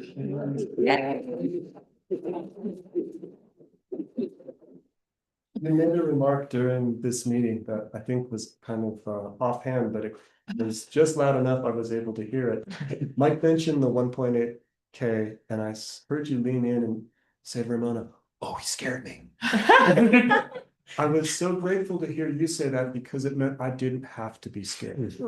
That you are so close to these numbers and so close to this document that when Mike brings up a fallacious question, you were instantly nervous because you thought you'd done the math wrong, and I don't have to worry and try to figure out the bad math because there isn't any. Thank you. Well said. I didn't hear your little comment. Does not surprise me. This, yeah, I used the word meticulous earlier, and it's the word I always use to describe the work coming out of your office. It's just, we're so fortunate to have you, Paige, and Ramona. and Ramona and you working together, and the team that you've brought together in your office, and it's the entire county owes the health of our finances to you, really. So thanks for 5 years, and I hope it's many, many, many more. I think the first time I met you was when I was working on my first budget as commissioner, and I came over a couple times to your office to go through some questions. And I just remember thinking, what an incredibly good sport both of you are, but Paige in particular, because Paige brought a document that was this thick to discuss with me, and she was happy to do it. She wasn't like, oh my God, well, maybe at least you appeared happy to do it. And then I came back with another round of questions. And yeah, not only was I impressed with, your aptitude, but also with your attitude. You just, have just, both of you, whenever we call, it's just instant response, instant information, always know it's accurate. Like Lance says, I lose no sleep at all about our finances, the accounting of our finances. And I will also say that I know that we probably are going to run out of time with Ramona at some point. I don't know. You're not being escorted or shown to the door. You stay as long as you want. But it's also a relief to know that we have Paige already so integrated and up to speed in the event that Ramona did ever want to go work in her garden. So happy 5 years. And as Galena said, let's hope for many more. Thank you. I would only want to add that the two of you are one of the most amazing teams in how well you work together. You almost share a brain. And Ramona's incredible work ethic and dedication and attention to detail and care for not just your department, but for all the employees in the county is something that Paige has absorbed and embodies as well. And I couldn't be happier to have both of you. Thank you. You're welcome. Very small token. Appreciation. You already know because you. Thank you so much. $5 off at Ace Hardware and purchases of $20 or more. You're welcome. Oh, yes. Commissioners, let's take We need to recess for 5. Okay. After that conversation, and we'll return at whatever time it is plus 5. Okay. 11:15. Thank you. And I do want to say thank you to the commissioners and Mike for recognizing the need for the finance office to expand, to be able to do these functions for you and to increase our productivity for you, because we were at a breaking point and you can only do so much, right? And so with the addition of the staffing levels that you approved last year for us, it's been immense, and it has allowed us to focus on some of these things and to be those stewards that you mentioned, because you've allowed us to build some capacity with additional staffing with the other staff accounts. So I appreciate that, and hopefully that Paige is absorbing every day, and sometimes she is not so absorbent, but that's okay, right? Because I don't want her to totally be in the bad work habits that I have. Yes, I'm dedicated, but I don't have the best of work habits. Mike keeps on me about that as well. So I'm trying to model better behavior. But she does an amazing job, and the county is very fortunate to have got her on board. So Paige, would you like to say anything? I realize that we didn't give you a chance to respond or rebut. No, it takes a team for sure, and I appreciate all 5 years. There will be very many more. This organization is amazing, and I appreciate all of you guys as well. Thank you. Yeah. All right, we'll be back at 11:15.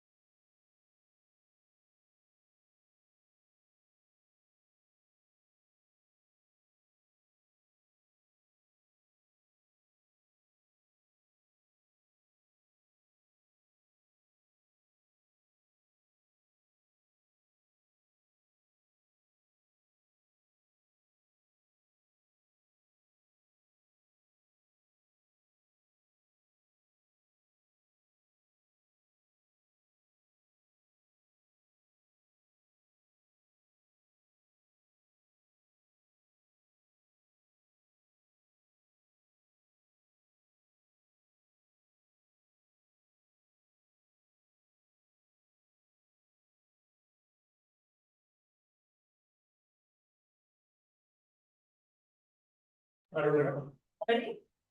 Yes. Welcome back, everybody. We are on to item 7A, which requires this board to shift over to the San Miguel Housing Authority from the county commissioner roles. We are now going to get an update on the firm selection for the deep request for proposals with Treya and Jared. And it will just be Jared. Drea is out of the office, traveling a bit, and so originally we had hoped that we would be at this point to hopefully have a contract to sign for the design at Deep Creek. If you recall, we issued the RFP for the Deep Creek design project in conjunction with the team at CDOT, and as we move ahead, we've budgeted $200,000 between both the county's resources and CDOT's resources for this in the current year. And so we got really good responses. We got 11 responses back from firms of the design process. Some of them were, I mean, we ended up selecting 4. They were all pretty darn good, but we selected 4 of the best. We conducted interviews last Thursday. And I think we've got kind of a 1-2 that we want to select. However, all of them came in significantly higher than budget. And so that is where we had thought that we would be ready to go under contract this week, but we have to adjust scope in order to make it fit within the budget and or ask for more money. We aren't poised at this point to ask for more money of the county. And we kind of don't want to, because we know the asking for more money at the CDOT process is an even more involved exercise. So what we're trying to do is figure out an appropriate scope to maybe scale down to fit within our budget constraints. What's the current delta, Jim? The current delta, depending on firm, is anywhere from I'd say $150,000 to $200,000. So, you know, it's a magnitude of 2. Okay. And so we want to work on kind of doing appropriate scoping, seeing if we can kind of focus this effort. Because the other thing that we identified with the RFP review is some of the firms gave us really full proposals that'll get us all the way from like our first design charrette on the site to, you know, 100% construction plans. Whereas some others, they really focused on the front end design, and that's really what we need so that we can talk about, hey, what do we need to do for wastewater planning, right? Because we need permitting, we need a few other things. And so that's what we're trying to cut the scope back to be more specific, to get a better dollar value with our kind of preferred firm or maybe the first 2 preferred firms, and then be able to make a decision from there. So, you know, again, I'm elated that we got 11 responses. It means people are looking for these projects, which is great. There's good competition. But that also means, you know, we just have to be, we got to scope cut a little bit and make sure we get the project that we need so that both us and CDOT as partners can move ahead with that plan. So that is really where we've kind of gotten to with that project. We've got another meeting with CDOT tomorrow morning, where we're going to meet and talk about just scope adjustments. And so we continue to work diligently on this as kind of this and the Alien POA or the Alien project are kind of our highest priorities because they're moving right now, and we have active things to do with them. And then with Pathfinder, I think Mike may have mentioned last week, we got a little bit of some bad news. We received a denial of our permit application for wastewater. And so we've got to go back to the drawing board with our engineering firm to address some of the things that, the feedback we got in that denial letter and figure out our next path forward on that. So, This stems from our inability to get data from Excel on their operations of Hope and Trout Lake and the water that they put into the stream. So our engineering firm had to look at other publicly available data and stream gauge data. And they felt confident that that was going to put it below the trigger level thresholds for CDPHE, but CDPHE disagreed, so they're gonna be trying again. yeah, CDPHE got data from Excel that they would not give to us. And then said, hey, yeah, you guys aren't at the dilution level that you need to be at. Why Right? wouldn't they give it to us? 'Cause Excel. They said, Excel has refused to respond they've consistently never gotten for back to us. 2 years, 2.5 years now.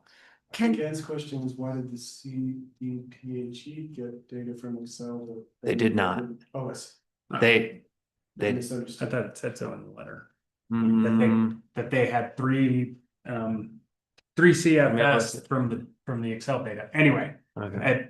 the long and short is We've got more to do. we've got more to do, and you know, we hope to resolve that, but that one ends up being a little bit back burner. We are trying to proceed with some pump contracting, so we can do a do the water test up Still. there. And I think we got kind of some contract amendments to the satisfaction of both parties maybe this week. And the season is a little bit better for pumping water out of the ground anyway, so was the contract issue with Pathfinder, or sorry, with San Bernardo or with the pumper? it was with the pumper. Okay. Yeah. Mhm. And so with most of these things, as Maura knows, liability questions end up hanging things up a little. So nobody likes to not be indemnified. Okay. Everybody wants us to make sure that if something happens, we are covering them. We don't do that. So it's always a little bit of a sticking point. So, Interesting. They but- reference, sorry, Jessica, I was Yeah. looking through because I was like, wait, how did they? They're referencing Excel's I'm sorry, the license agreement that they have with Excel, but not actual numbers from Excel. And again, the response that we end up getting from CDPHE for this is they say, just go ahead and go install a new gauging station, right? And sure, you know, they're always going to suggest that because they like more data, and they like it because they always get it for free. So Mhm. we would have to pay. And then we would have to wait though Yeah.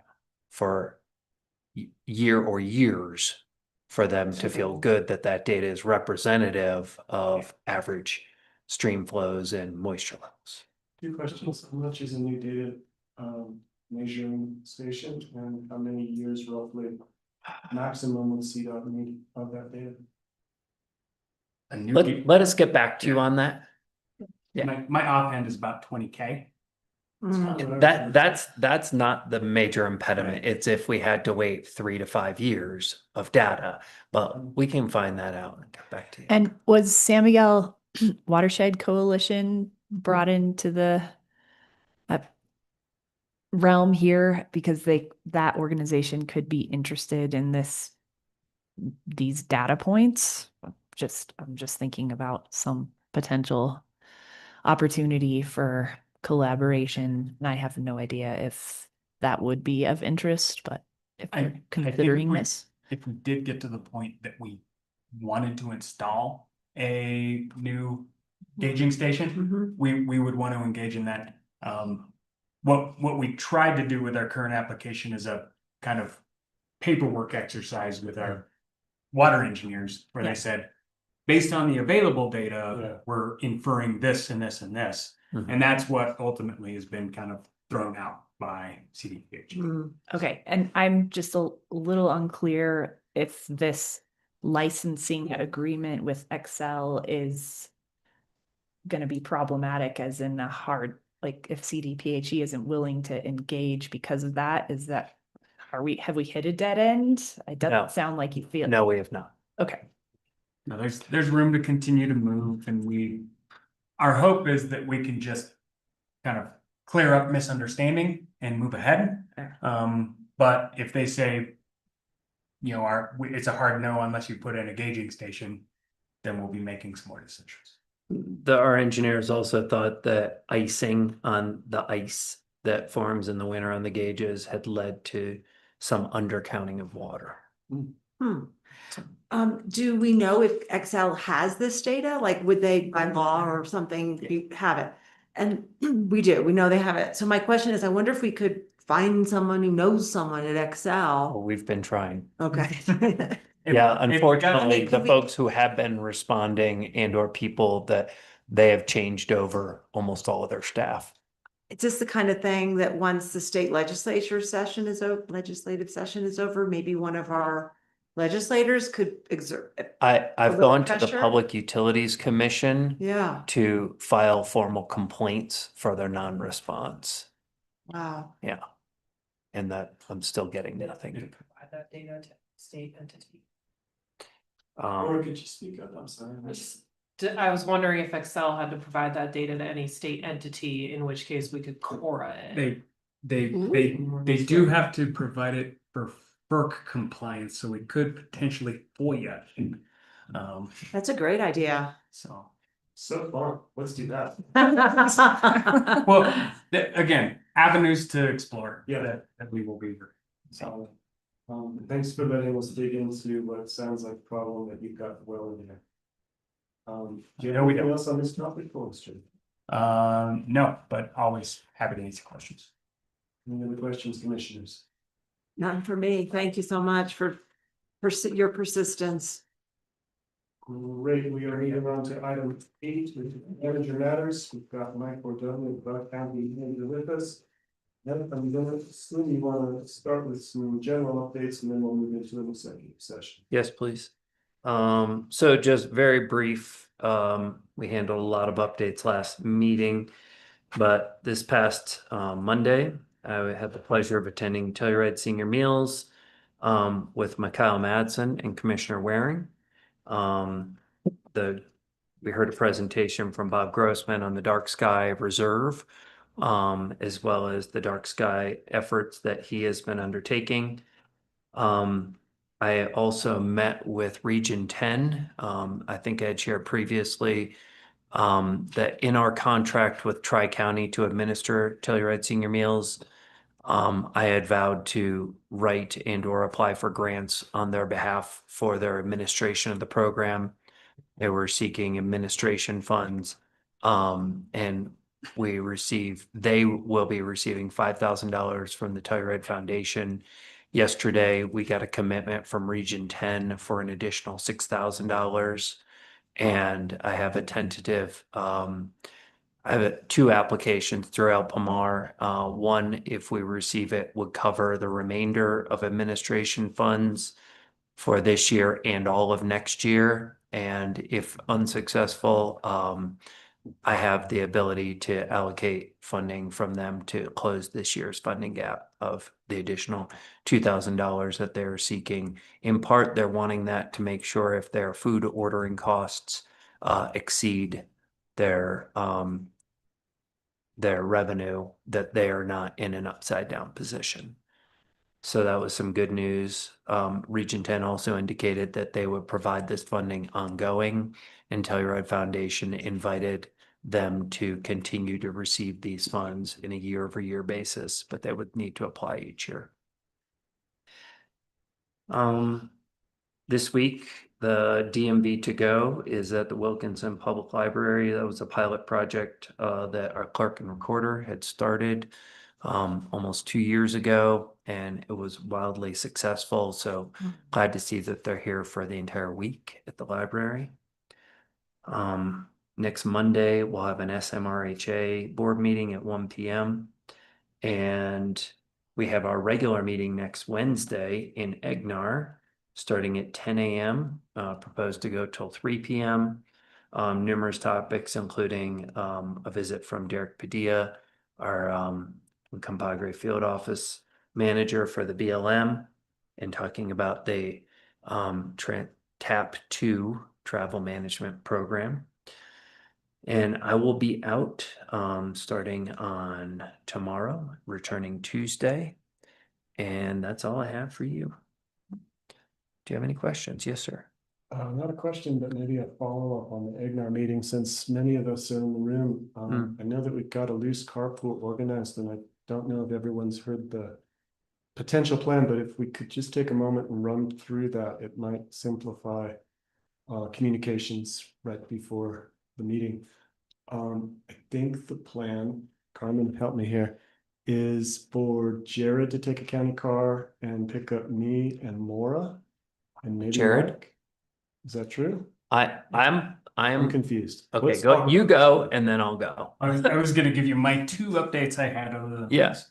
I'm gonna be out of the office Monday or tomorrow through Monday. Okay. And then, Wait, you're both gone? yes, Maura, Standing up in charge. you're in charge. You and Um, Carmen. and then I will actually be at energy impact hearings next Tuesday through Thursday. Okay. And so I will not be going to Got it. Egnar. And so that is, I think, the operative Good to know. notice that I wanted to give you all. I'll be wholly reachable Monday through Friday next week. However, I will be not on premises. So I'm so glad we're talking about this. Yes. Okay. I can Mike? drive. Okay, great. Because I know Matt Gonzalez is also going to be presenting. I don't know if that's virtually or in, okay, he's virtual. So Maura, if you would be so kind as to drive a vehicle with Commissioner Waring and Commissioner Brown. I am picking up Mikhail Madsen and bringing him, So that leaves Colleen. and I'm happy to pick you up if you want. Perfect. Great, It's gonna go too, so we'll Okay. touch base on. perfect. Excellent. So wait, I'm going with It's- Maura and Lance. Yes. Mhm. So just let me know where and when. Excellent. Lawson Intercept. Lawson and Intercept. Laura, and then we'll get you a time. Sorted. Okay, thanks for Excellent. that digression. Thank you. Any questions, other comments, thoughts on Mike's manager matters? Commissioners? Very brief. Just a quick comment about that TAP 2 discussion. Yes. Because I was under the impression that the BLM is not really prepared to breach that subject right now. That was the latest update that I thought I had understood from Star. I take it back. I know that Cole Crocker Bedford, our stalwart Egnar resident with this topic, has sent a letter and been corresponding with Star on his concerns. Derek is not going to be presenting about that, but he will be presenting. And I said on Compagre, it's Trace Rios field office. But he will be there giving an update, and we'll be talking about mineral exploration in the West End, uranium mine at Burrow Canyon. And then the other topics I can read through if you'd like. But you're No, right. that was my understanding, Yeah, Mr. But I know that Cole has a Crocker lot of Bedford. comments he still wants to make Yeah. about the TAP 2 process. He reached out to me initially and then I looped in Star and Ryan Rigetti. And Star thinks that the BLM may be ready to engage on that topic by October, which is when our next Egnar meeting would be. And Miss Cole was just really hoping to have to engage on some different level than has been allowed in times past as far as public engagement on this topic. And we can explore this later. But he has some suggestions on how he would like the public to be able to engage with the BLM on this. Maybe more like an open house feedback session. We can tackle this at another time, but it's something that I've been talking with him and Star about. So, Thank you. yeah. And we'll be, All right. Yep. We'll delay the tackle. that's good. Commissioners, are we prepared to move into executive session under 4C, and Mike knows the other numbers? 24-6-402 CRS, and Let's this, get a tattoo. To discuss the Mill Creek Affordable Housing Update and return to negotiations. For E is E, an which is element. instructing negotiators on positions of negotiation. Get a big tattoo. Thanks. That sounded like a motion. I move to go into executive session, as I just mentioned. Is there a second? I second that. All those in favor? Aye. Aye. Let's If come it's back. okay with you guys, we'll just stop the recording. Yep. And silence everyone out. Okay. So when will we report out? We'll After report vote? out Before. after we return from executive. This session. will not Oh, be you're long. gonna end the meeting. No, No. Okay, sorry. no, we're not moving into a breakout room, is what she's saying. Right. Right. Let's be.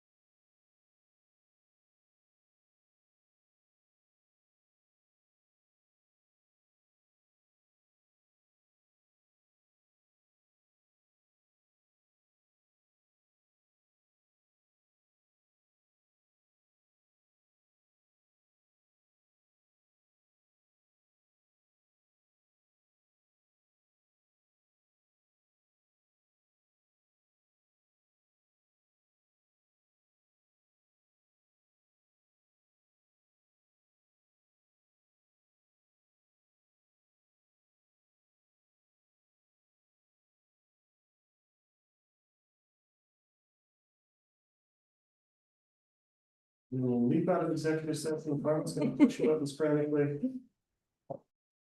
And we should grab our lunch. Welcome back, everybody. We are out of executive session. During that session, we only discussed the agendized item and gave staff negotiating direction.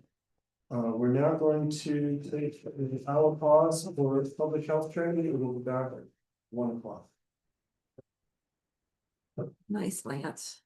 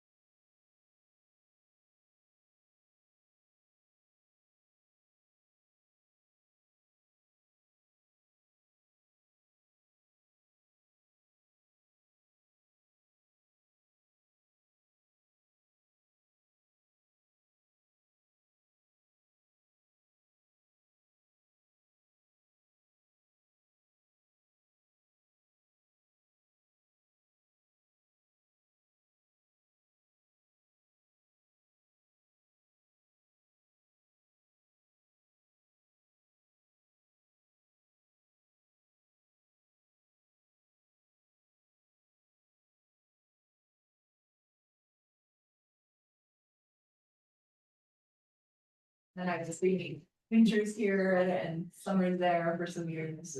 It's such a cool spot up there. To me, it's an amazing environment just to Yeah.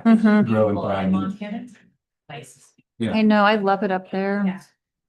There's something cool about it. If I could live parallel lives, I'd be there and here and a few other places. Yeah.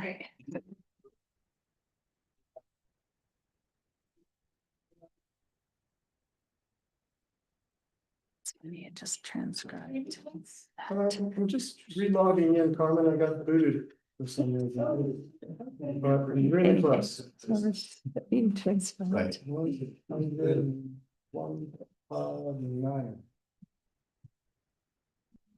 What is that? Want to be in.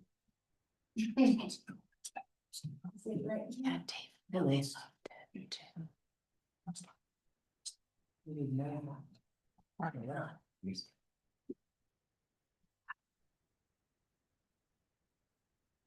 Okay.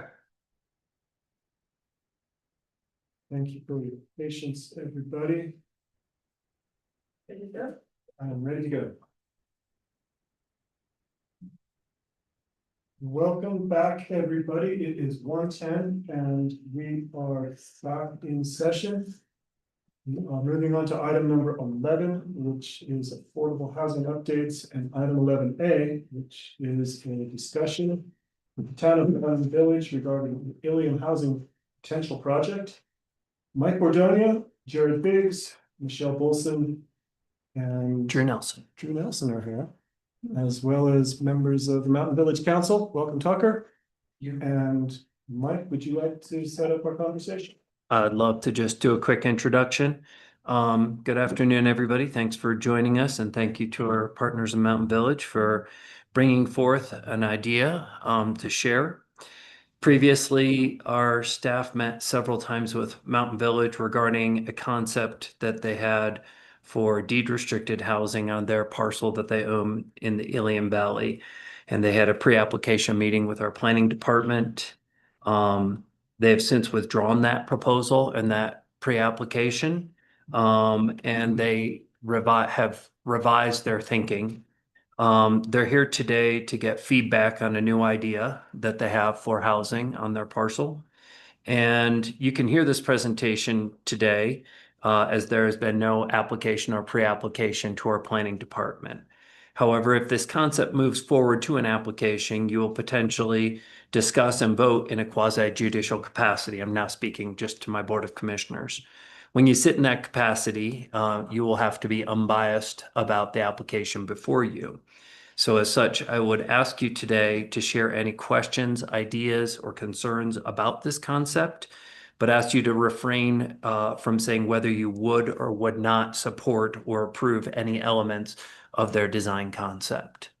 And we've had an informal conversation, Michelle, Drew, Jared, and myself, and I was excited to have them come before the board and share this concept more publicly, so that the public may also have an idea of what could be proposed. And at this point, Jared, do you have anything to add?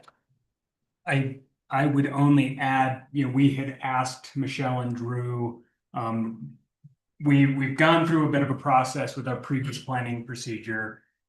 Drew has participated with our strategic stakeholder roundtable as well. We're talking about challenges that we have with developing affordable housing. So we did ask, if they've run into particular challenges in our planning process, particular challenges, that one, I think Drew's already been really good about using that forum to bring those up. But if there's particulars that they've identified in this process that are legislative issues, that they share those as well. So Great.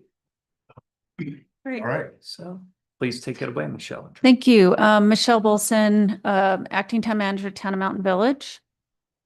I'm Drew Nelson on my last hoorah here with the town of Mountain Village as well. Not to distract from our presentation, but I did arm wrestle Drew into coming here to present this new concept. It was essentially Drew's brainchild, and I really appreciate Drew's role with Ilium Housing because we felt a little stuck for a while in the presentation. Drew will go through like the cadence of this project. And so anyway, we're feeling like we have a little momentum again, and we wanted to just get input from the public and from you all and just talk about what we're thinking and how we can move the project forward. All right, so just a little bit of background on this project. The town did purchase 56 acres in the Ilium Valley back in 2023. We did a site-specific market study that showed that deed-restricted affordable housing would be viable on the site. The 2025 housing needs assessment that we did with you all also indicated a need in the county of about 1,100 units, which I don't think anybody's surprised by these days. We entered into a pre-development agreement to basically take a look at the project with Triumph West. We selected them back in 2025. That contract ended early in 2026, and so we're no longer under contract with them.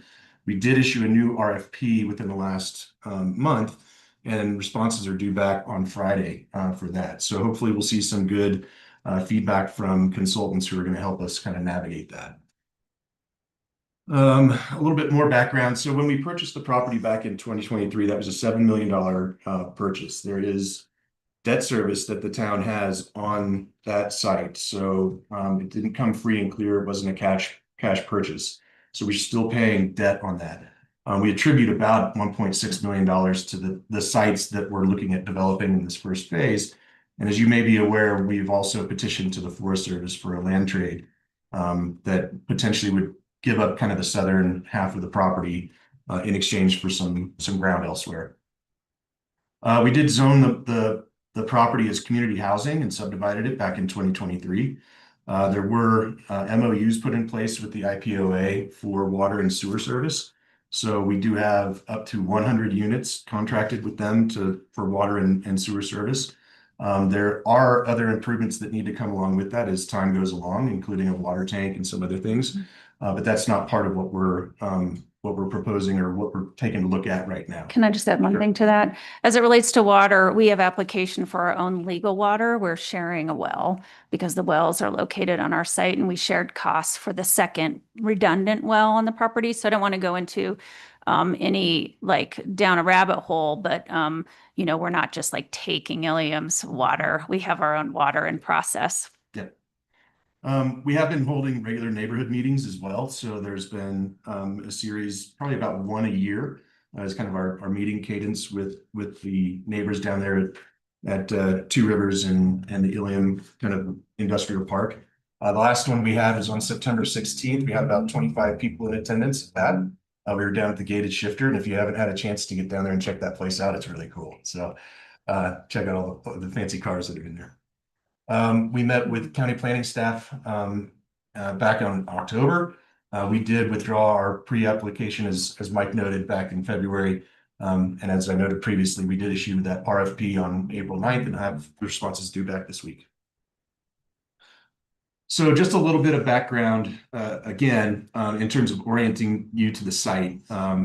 You can see the industrial park on the north side of Ilium Road right there. And on the south side, we've identified basically 3 benched areas where the slope is close enough to the benched areas are close enough to the road that we think we can develop those. So we list them as site 1, 2, and 3 here.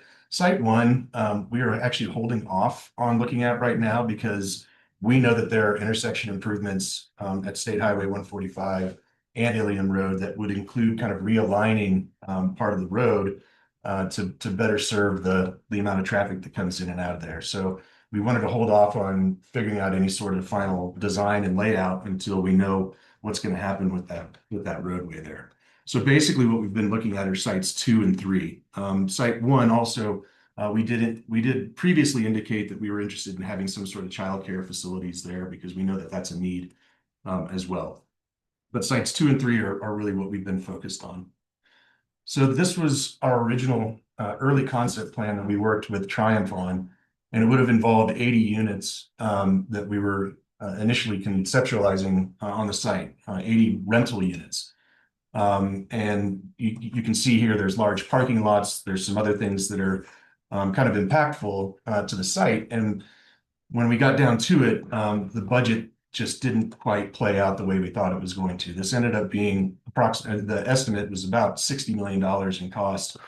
When we figure we have about $22 million in borrowing space to borrow against a project like this in terms of what we need to pay for debt service. So there's a $38 million funding gap that we had originally. And as we sorted through this for weeks and months, we just couldn't figure out a way to shorten up that gap. And that also didn't include intersection improvements.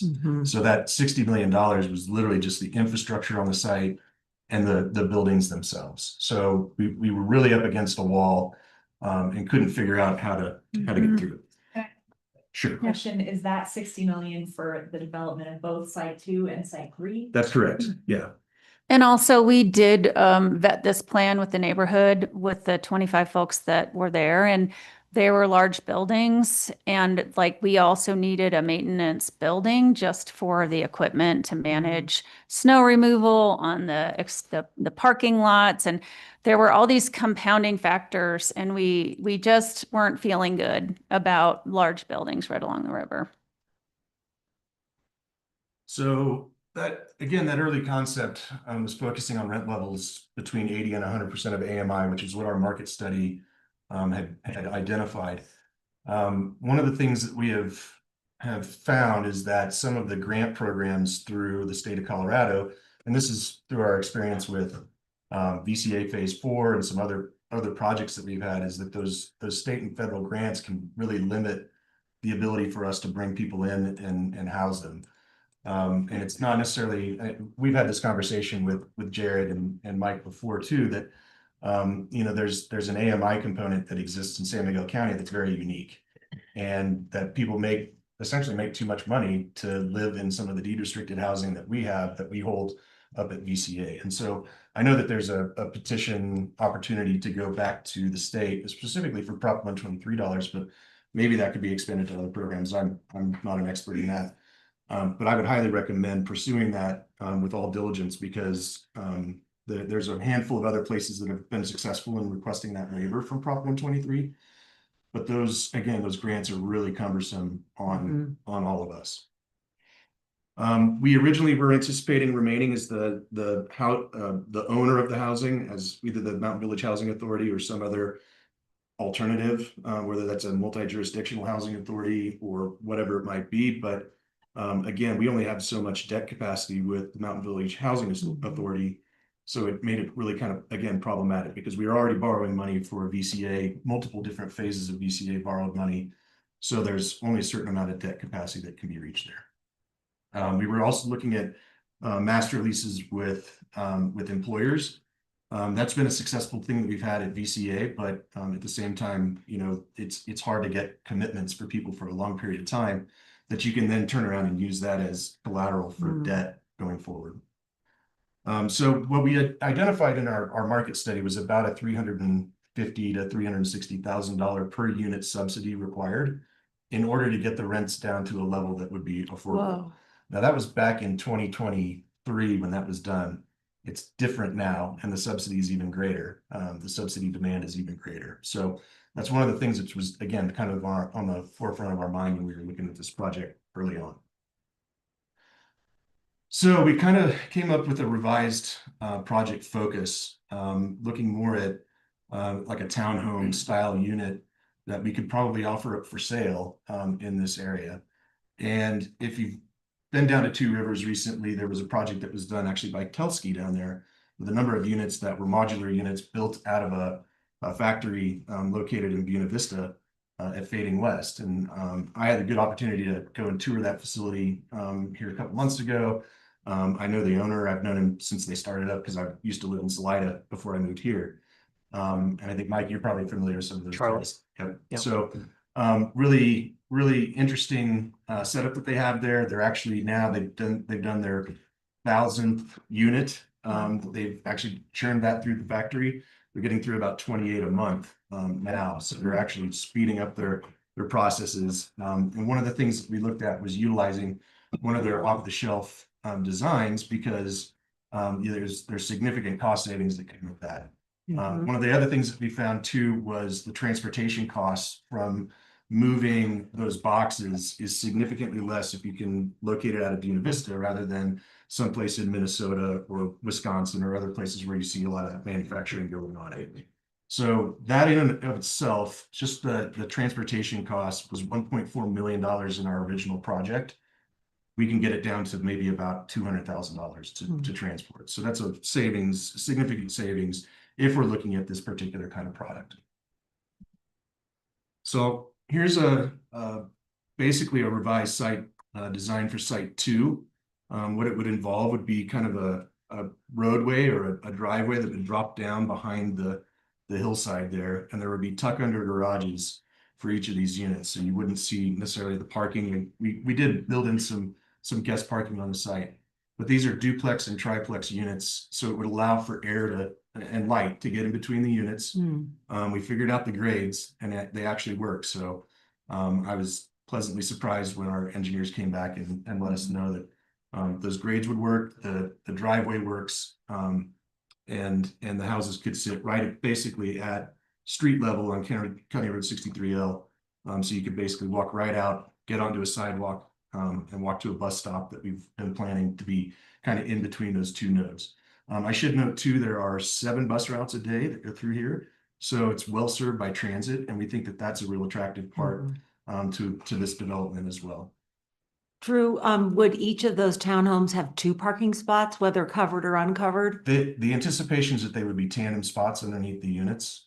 So we may have to talk through that as far as any approvals that need to be made at some point in the future. But the assumption would there would be 2 parking spaces per unit. You held your hands like this when you said tandem? That Correct. means Correct. One person's parked in theory by their family member? Correct. Got it. Correct. And we allow for that in Mountain Village in certain settings. We think in this particular one, because there is transit available, that, you know, if you can park a car, you probably will, you know, that if you're working in the village, or if you're working in Telluride or somewhere regionally here, you know, accessing transit is probably as good of a choice as driving your own personal vehicle.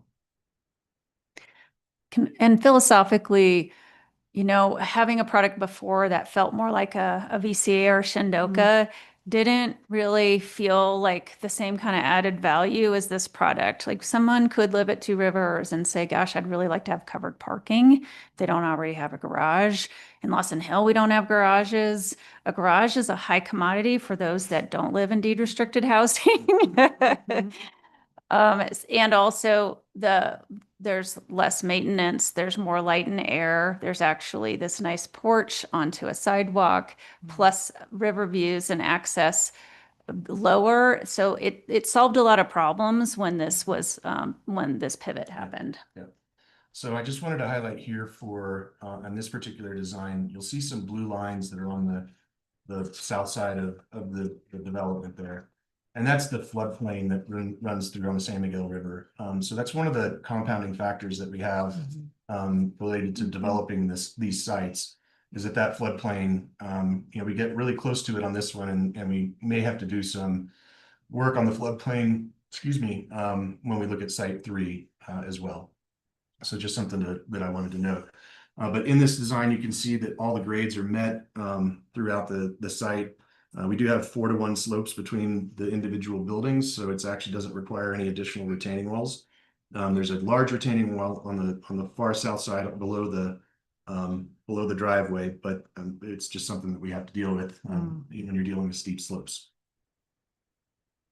So for site 3, we identified, and this, you can see the sheriff's office right there across the street in this location. We did a similar design, although it does have a cul-de-sac at the end of it, because we kind of run out of property, frankly. The adjoining property line, you can kind of see it there on the far right side of the picture here. But again, duplex and triplex units. One of the other benefits to the duplex and triplex unit is that you don't have to sprinkler the building. And so the way that Fading West is putting these units together, that actually reduces a significant cost to the structure as well. The town unfortunately had to experience a very large sprinkler break in building 16 back in December, I think it was, or January. That basically went down all 4 floors of that building. So we had to replace a lot of stuff in that building. And so the sprinkler part, while it may be great as far as, you know, safety inside those units, it just has some complications from time to time, and it can be very costly. So again, the duplex and triplex units, all through here with tuck under garages.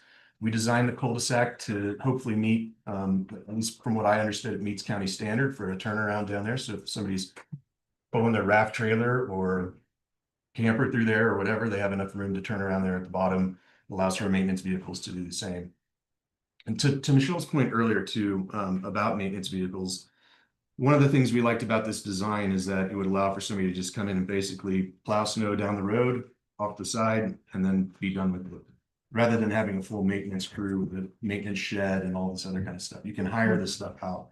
So our assumption is that there would basically be an HOA, and the HOA would take care of their own maintenance needs rather than us having to provide for a large amount of staff. I mean, we have 7 staff members at VCA currently to do both operations and maintenance. 5 of those are just maintenance alone. Granted, it's a much larger facility, but again, it's just a long-term ongoing cost that didn't basically get us to any more of an affordable place. Again, here noting the blue line is the floodplain. Just wanted to note that obviously we would need to take a hard look at this to rework that floodplain to make the site work as efficiently as possible. Down on the far east side of this, where that cul-de-sac is, you know, we'd be able to allow for water to run over into the cul-de-sac, but we just don't want it to impact any of the units that are there. So that's something that we're going to obviously have to take a look at with our consultants when they get on board after this RFP process is completed. So how does that happen? Walls and berms and things like that? Dealing with the floodplain? Yeah. Well, there's a few things, and Kate could probably speak to it. The county has a floodplain setback, so there'd probably be a request around that. We don't know. We did some modeling similarly to the like floodplain modeling that we did down towards the wastewater site. Also, because the federal maps are kind of out of date, old. Thank you, Jared, for that affirmation. So anyway, we don't know if it would require something like a LOMAR as well. It might not. We've been working closely with Chris Hazen, so there's just a lot of questions, but just know that from an environmental perspective and a modeling perspective, there are things around the floodplain that we need to address. Yeah. Just to highlight some of the products, and you guys have seen Pinion Park. Obviously that was a Fading West project as well. With 2 pictures here, that Ure picture is a site that they did there. On the right is the farm in Buena Vista, and it's a pretty amazing site when you get out there and visit it. They've done some really great things out there. And I think that it, you know, again, just for the transport costs alone and their capacity to fill an order for 49 units is intriguing for us to look at. Drew, that's So- the first time I've heard you mention the unit number. Should Yeah, I sorry. recommend Number 49. Well, that's Total where we're sites 2 and 3, or? that's where we're at now between sites 2 and 3. So 49 total. 49 total. Thank you. And that's based again on the designs that Fading West prepares. So they, you know, every time that you change anything in their standard design, it costs more.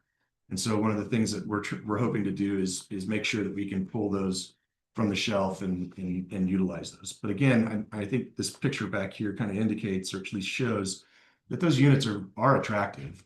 They also are doing home hardening stuff to meet the WUI code. Okay. They're doing it right there in the factory now. So all of that stuff basically gets built right there on site and gets shipped, ready to go and ready to be stood up. So as I noted, 49 deed restricted townhomes with garages. It's 132 total bedrooms. When we did our original site design with the 80 units, we had 142 total bedrooms. So by going to this revised design, we're basically only knocking down 10 bedrooms total on the site. We also think that the larger, these are all 2 and 3 bedroom units. I should have noted that before too. So noting that these are larger in size, I think will make them attractive to folks that are looking to stay here more permanently. Whether that's through collaborating and getting a place together with roommates or as a family or things like that. We just find that we're finding that it's harder to rent some of our smaller spaces with the cost levels where they're at, specifically at VCA Phase 4. And I know that there's some other programs and projects around town that are having a little bit of trouble filling some vacancies when some of the smaller units at the price points that they're at. So we figured that this was a little more attractive. Our target market was somewhere between 100 to 125% of AMI. So it's a little bit higher than what we were looking at before, but this is a for sale product.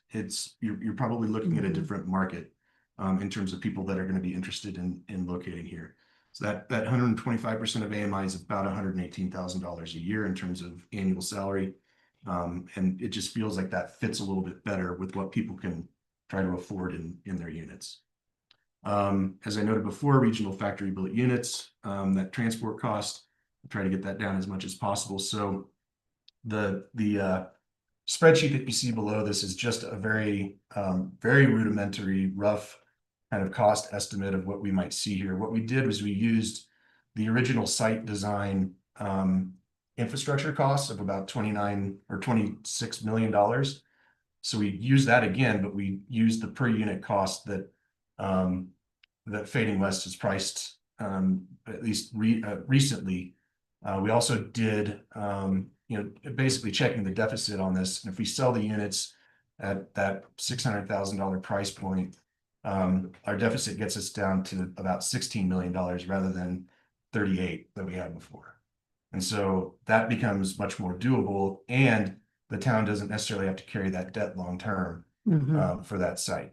I do want to note here, we have a property valuation of $1.6 million. That's kind of the component cost of what we would take out of that $7 million purchase or balance against that. So this even has an accounting to pay for the actual property itself. So we're not holding out that debt for a property that the town doesn't own. That gets our per unit subsidy down to about $340,000. And that's, again, at this level. If we just change the price points a little bit, even took them up to 140% of AMI, all of a sudden you see how that just continues to bring down that deficit.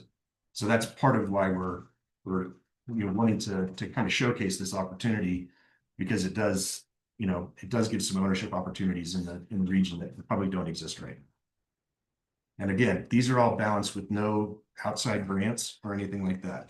So we don't have some of the AMI components that are impacting us in other locations, being as part of a consideration of this.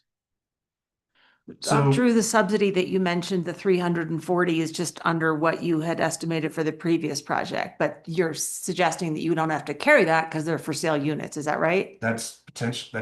That's the idea. That's part of the idea. You don't have to carry it. Yeah. Okay. That would be the hope, is that Yeah. we don't have to carry it. I didn't take a note, but for the previous design concept, the per unit subsidy was around 360,000. Is that what my memory? No, unfortunately, it goes up significantly with that particular project. It ended up being, I think, around $600,000 a unit. And no, wait, I didn't provide that budget because we're kind of moved on from that. Yeah.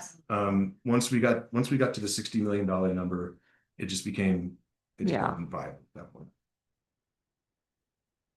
So a few of the considerations that the council has been discussing on this are, the density and the corresponding costs, surface parking and maintenance versus garage units that are easier to maintain. They're maintained by the owners themselves. They maintain their own trash, all of that kind of stuff. They take care of all of that rather than us having to provide maintenance staff for that. One of the things that we've also talked about through all of this is the development flexibility, basically. So the by right development under the CH zone district, has some constraints to it for us, and even in this project. But there are some opportunities in it as well. So one of the things that we looked at was, basically having a 3-story unit you're gonna be bumping up against your height limits. And so there are opportunities to go into that height limit based on on-site solar and some other things. And we had some questions around that, whether or not it needed to be on-site or if we could purchase a green block or something elsewhere that would offset the cost of any sort of electricity use on the site. So that's another consideration that we wanted to discuss as part of this project. One of the other things too is the reduced parking ratios. We just need to kind of figure that out just a little bit in terms of not having a ton of extra guest parking or things like that. We anticipated having 2 spaces per unit, which I believe meets the code requirement. But we just also want to make sure that if we know that this neighborhood is going to be lived in, and typically there's going to be more than 2 vehicles per unit at certain times. So knowing that guest parking is a component, we want to acknowledge that. As I noted before, when we looked at state and federal grants. Sorry, Drew. Sure. I didn't really grasp everything you were saying there. I felt like this is kind of an important piece because you're talking about variances. And I didn't understand the by right development. I mean, I know it's 20 units an acre or something. Is that what you're saying? But So- what is that? I don't know what shortest entitlement schedule means. So our original considerations were that we had a pretty fast timeline to get development going. Part of it is that we know that time equals money, and the time value of money, we're not going to see a reduced cost. And tariffs and all the other things that are now kind of hitting that are increasing costs to development that we just can't pass along enough affordability at that point, right? So when we're looking at utilizing the CH zone district, that seems to be the one of the faster routes that we could get there, but it doesn't have some of the flexibility that a PUD would have. Okay. And so those are our considerations that we're looking at in terms of whether or not to pursue a PUD, knowing that that process can be lengthy at times. And so we just need to have some measure of idea as to how to proceed, because we don't want to go down a path and then all of a sudden run out of time or add costs because we couldn't get that entitlement fast enough. And the pieces of the CH zone district that you might have trouble meeting are the height and the parking. Is that right? Some of the height, some of the parking, there may be a few other things in there. And again, please understand this is a concept plan too. Yeah. We also have some questions around some of the wetlands and floodplain and some of that kind of stuff too, that maybe there is more flexibility if we use a PUD rather than just the CH zone district. And another consideration for us too is that the CH zoning wouldn't really allow us to further subdivide the property. And I think that ultimately we view this as a regional project. It's not a mountain village project. We happen to own the land. We are seeking partners in this. We are just all in on those levels. But if we can only do a subdivision through a PUD, which is our understanding today, that does create a lot more flexibility for us because these particular lots and pods could be individually owned. You could have maybe one pod could be purchased by somebody and developed separately. We could probably build in a little more flexibility through a PUD with the county deed restriction. We could consider things like price gaps, which we do think are important for the region, which isn't part of the kind of master deed restriction that we're working with today. So I just, we're kind of weighing all of these things, but we're not private developers and in all the good ways and all the bad ways. And so, but at the same time, we kind of have to wear that hat to say, how can we maximize and make this happen and make it pencil? And penciling's been our biggest problem. So anyway, that's why we're sort of weighing these options, throwing them out there, like looking at the pro cons. Even though a PUD is the 5-step process, which is often a little bit longer, might still be value as long as we're all kind of on the same page that it makes sense. We know CH zoning is 2-step, but we know it would likely be many more steps because we've heard that through a lot of public comment that they felt like it was a little too quick. So just I'm just sharing like the cliff notes in our thought processes when we talk about this project. Yep. Again, Can I pose a couple quick questions? Sure. To Michelle, based on what you just said. So far, the questions about the potential for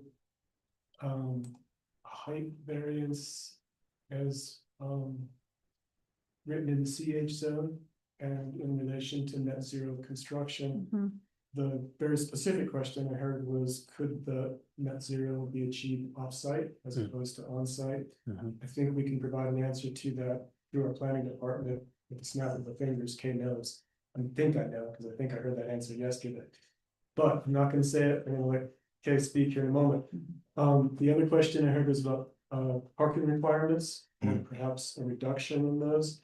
Again, that is something that the CH may address. I can't remember exactly, but is there, Kay looking quizzical, so that's a bad sign. Well, yeah, I'm trying to remember and I'm reading the code on my phone, so. Because I can't remember what the code says. Maybe while So, you can remember, I could but- address Michelle's third point, which I think is wetlands. I don't think we can talk about that today. I don't recall CH having any particular language about wetlands exemptions because it's a CH zone.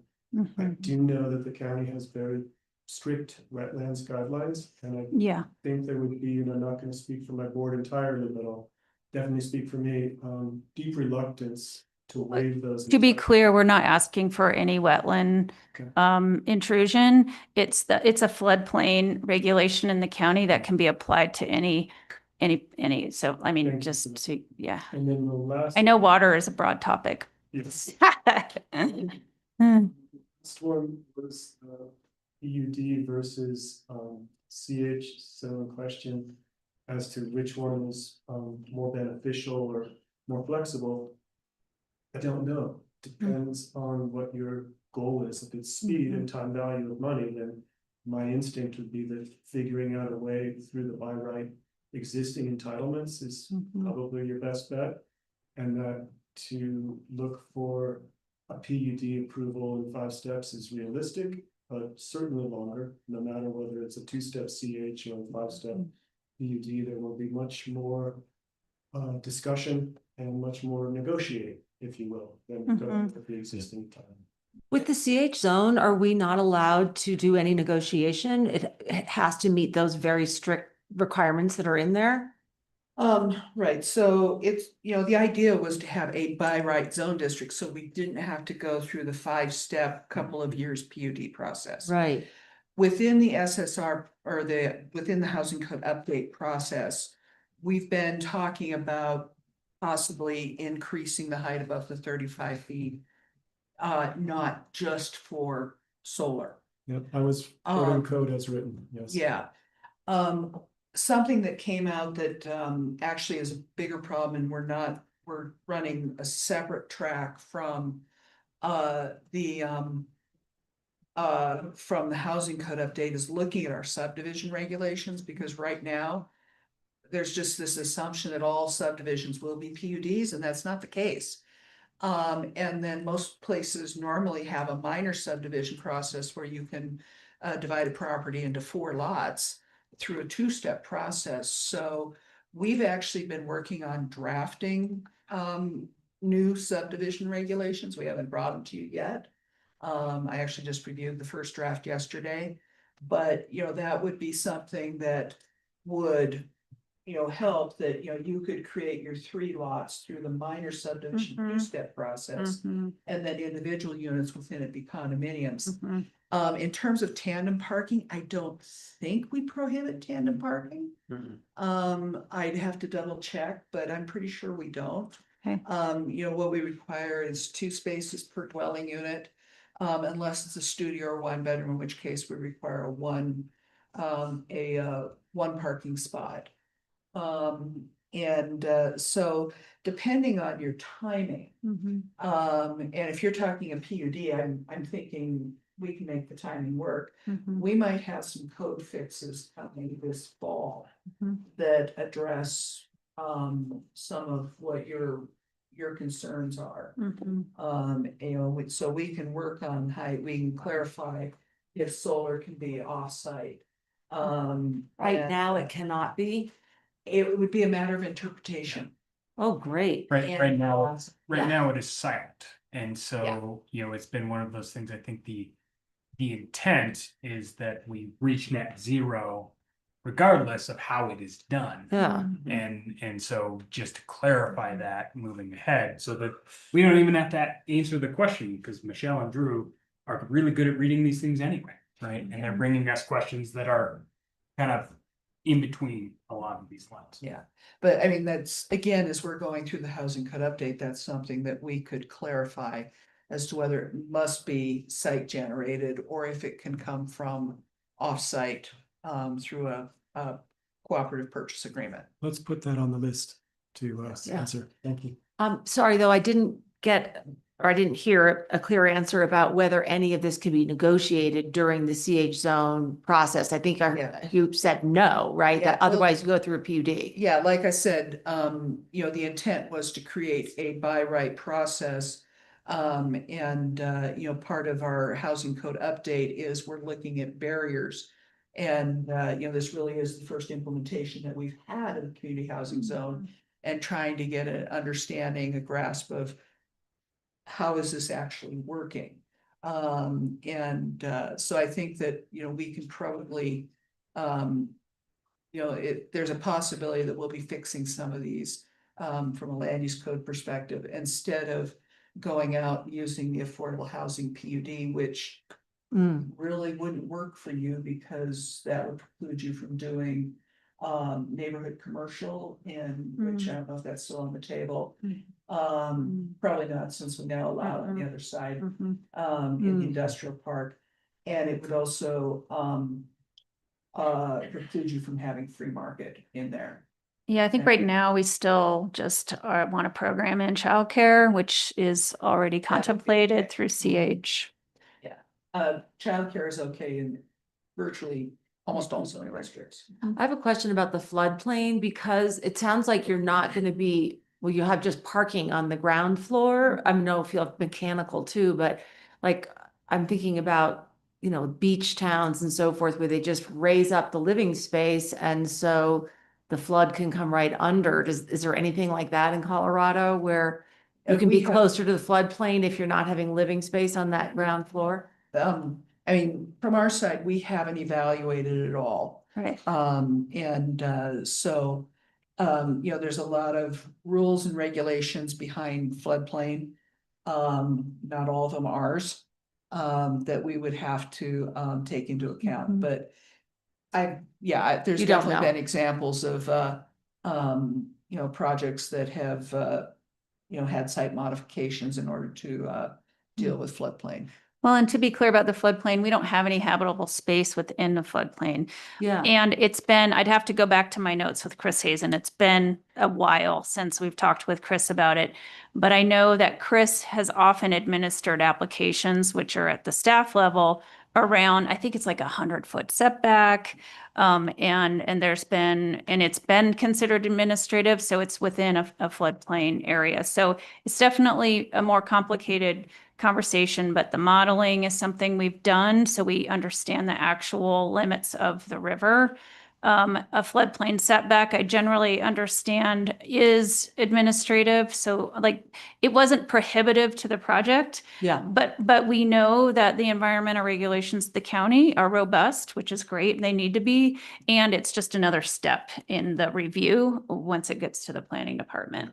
Yeah. Okay. We would really, really hope that, you know, you mentioned the possibility of a Lomar. And we really, really hope that we don't get that far, because those take a long time.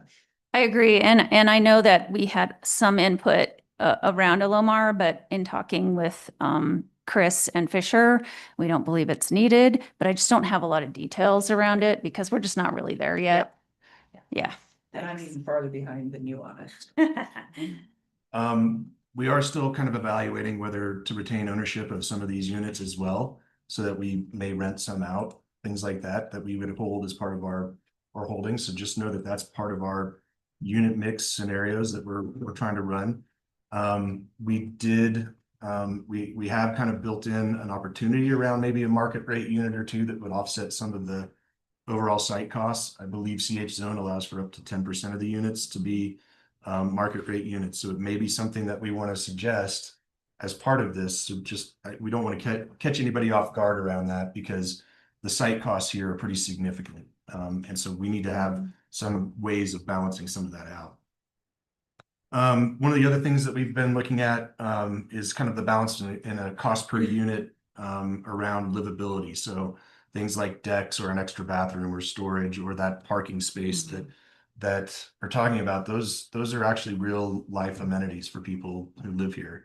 One of the things that we kind of kicked the tires on with the previous design was, oh, we got to put a playground in here. And it's like, well, maybe the kids can go play in the river, you know, like that's kind of how I would hope that my kids would be, you know, like I don't want to play on a playground. I want them out, you know, picking up sticks and rocks and that kind of stuff. So there's a few things that we're calculating as balances between all of that may not meet the definition of a true like amenity, but they are some livability components that we think are really, really great to have in this particular location. And, you know, in terms of a playground, you know, because you probably don't want your toddlers playing in the river. Maybe you do, I don't know. But, you know, this might be a good discussion to have with the whole neighborhood. So, you know, Two Rivers, Sunshine Valley, Q Lots, the school district. Yeah. IPOA, and, you know, if there's you know, there might be some community options. And we did, we need to have more discussions around trail access and general safety, you know, going from Two Rivers to the river, you got to cross the road and there's no sidewalk. If we continue to program a childcare center, then there would be a playground, and we talked about that being accessible to the residents. So those conversations have happened. So we have a couple of open items that we want to discuss with you, and I know that there's some representatives from CDOT that are on the call as well, or at least have called in. One of the biggest ones is the intersection improvements at State Highway 145. It's probably the biggest issue that we see coming forward on this. One of the things that we looked at with our first design round was between this particular intersection as well as roadway improvements to County Road 63L, it was about $13 million. That's, you know, roughly what our deficit is right now. And the timing of the improvements, you know, and I know Julie and her team can correct me in terms of dates in which we anticipate those improvements being done in the highway, but I believe it's about 2031.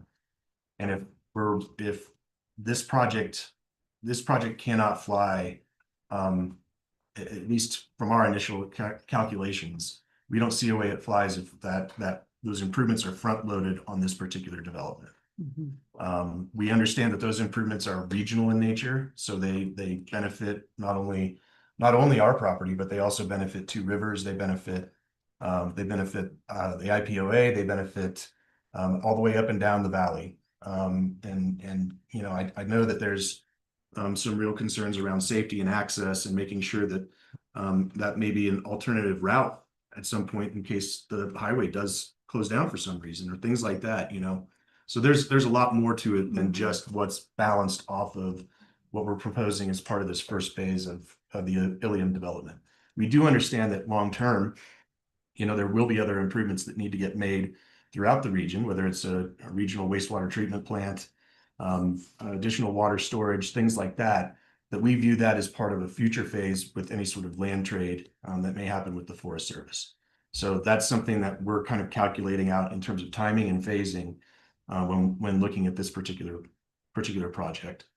But the timing of this particular improvement right here is about as critical as anything to making this project work.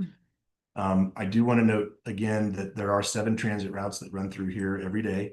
So it is accessed by transit. So hopefully that actually helps reduce some of the load off of that area. And if it actually ups the transit trips, that makes it more viable for more transit trips in the future, right? Like the more ridership you have, the more that SMART's going to want to provide service to that area. So just something to kind of conceptualize. Before you move on, you know, we had Rich Bechtold work on this with us for a number of years, and he did a traffic study level 3. And it's not just that sorry, my language is, I don't have language right now. It's not just like having a proper entrance onto the highway, which is sort of angled right now.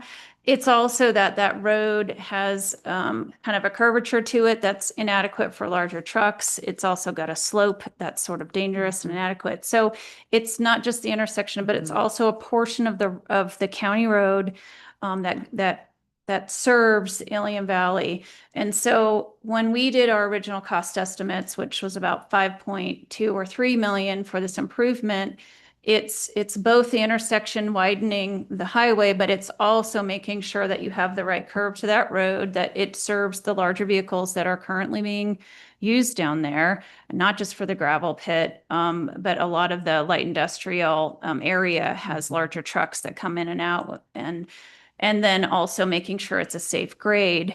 So I'm hoping with CDOT on the line that like what an intersection improvement means is something that's more broadly understood by the collective, and what the money that's being applied also includes that portion of the road, because that road has a grade to it. And then you also have work that happens along the road. So whether it's retaining walls or 2-to-1 slopes. So it feels like simple right here, but it's actually a little complicated, and we're looking forward to kind of working through that. And Mike, doesn't CDOT only have like 6 or something million allocated for that like 2031 project? Yeah, I believe it's 6.8, but I'll double check. And it's programmed for 2030, but I believe that's the first phase, and then construction would be 2031. Okay. And we haven't fact checked like our conceptual drawing with CDOT. We haven't said, do we need all these things? Does it need to look like this? There's still a lot of work that needs to happen.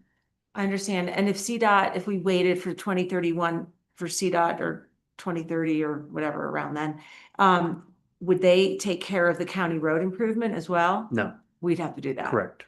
Okay.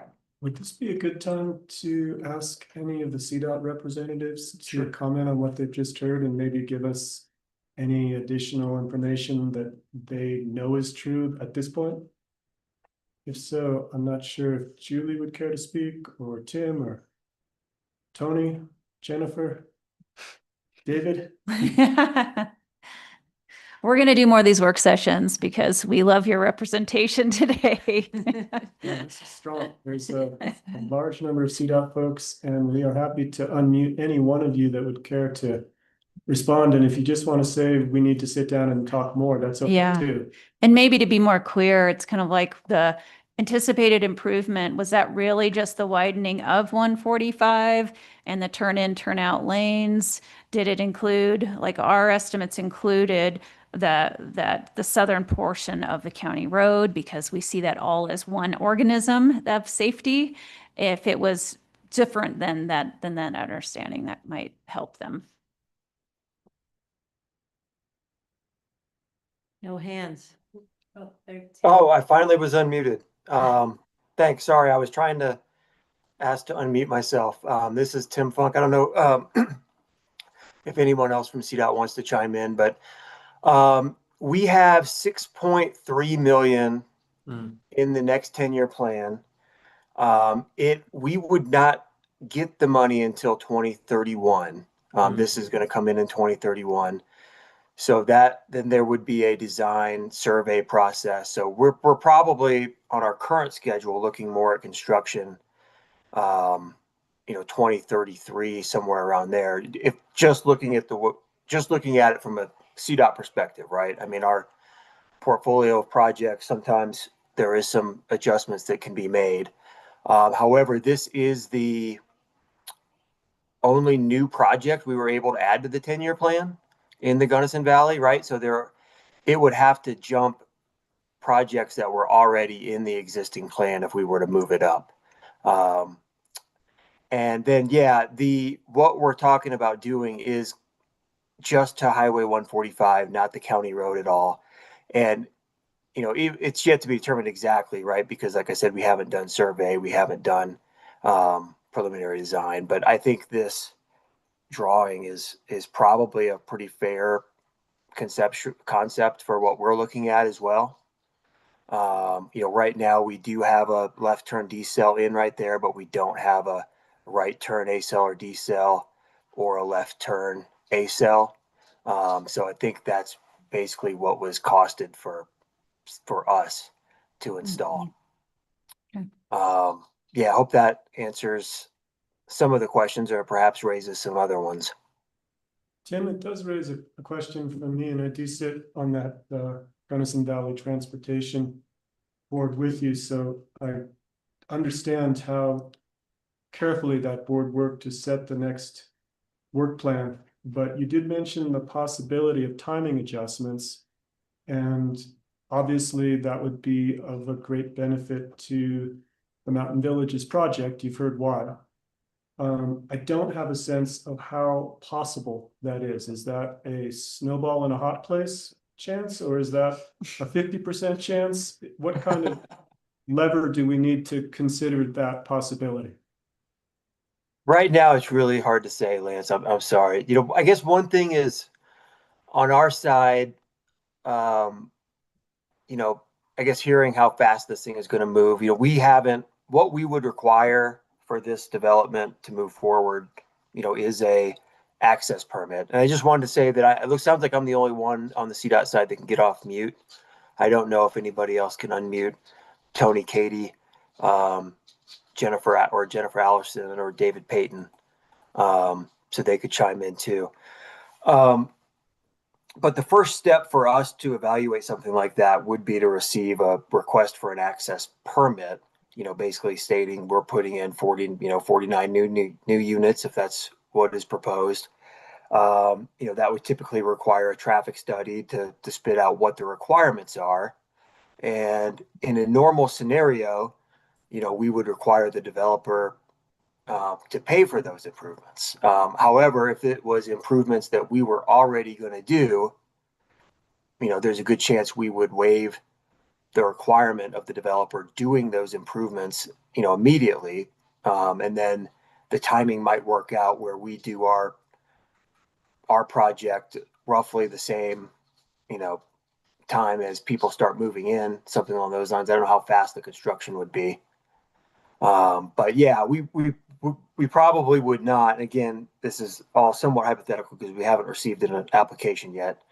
But yeah, I think it's probable that if what the traffic study spit out was basically exactly what we were planning on doing anyway with state funds, we wouldn't require Mountain Village to pay for these improvements. So that could at least help them significantly on the budget side. But it doesn't probably help a lot on the schedule side.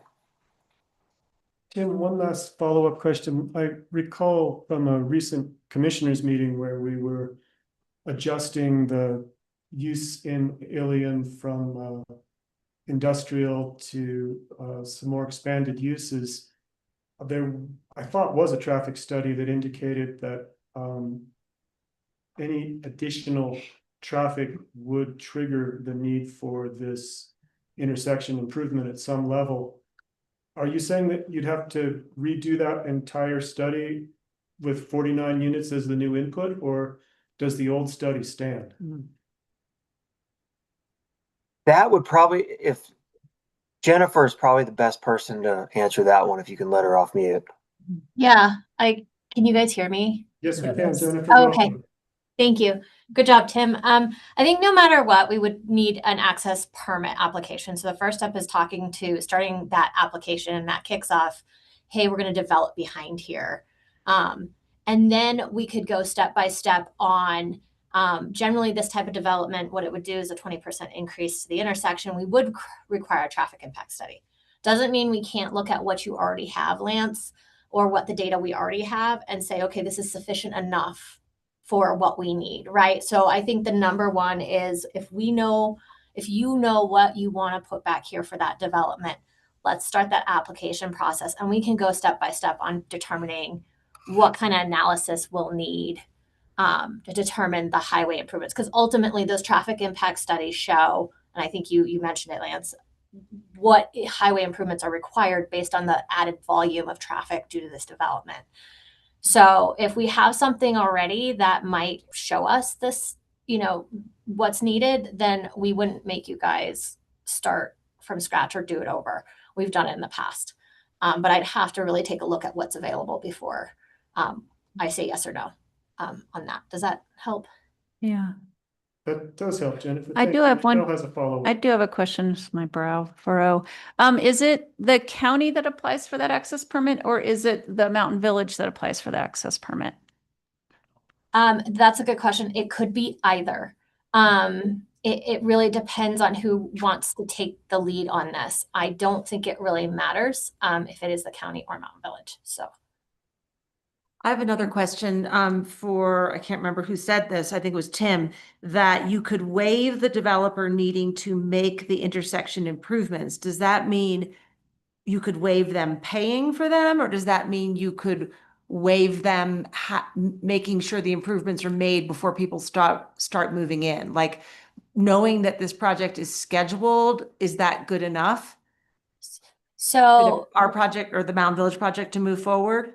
yeah, I hear what you're saying. So really, we wouldn't waive anything. Essentially, I guess now thinking about it, the benefit of redoing a traffic study might show, hey, only, one of these lanes is required because of this development, right? Like that, a good traffic study could tell us what's going on. We don't know that information. We wouldn't ultimately waive anything. What we would do is connect the dots, essentially saying, okay, this development's coming in.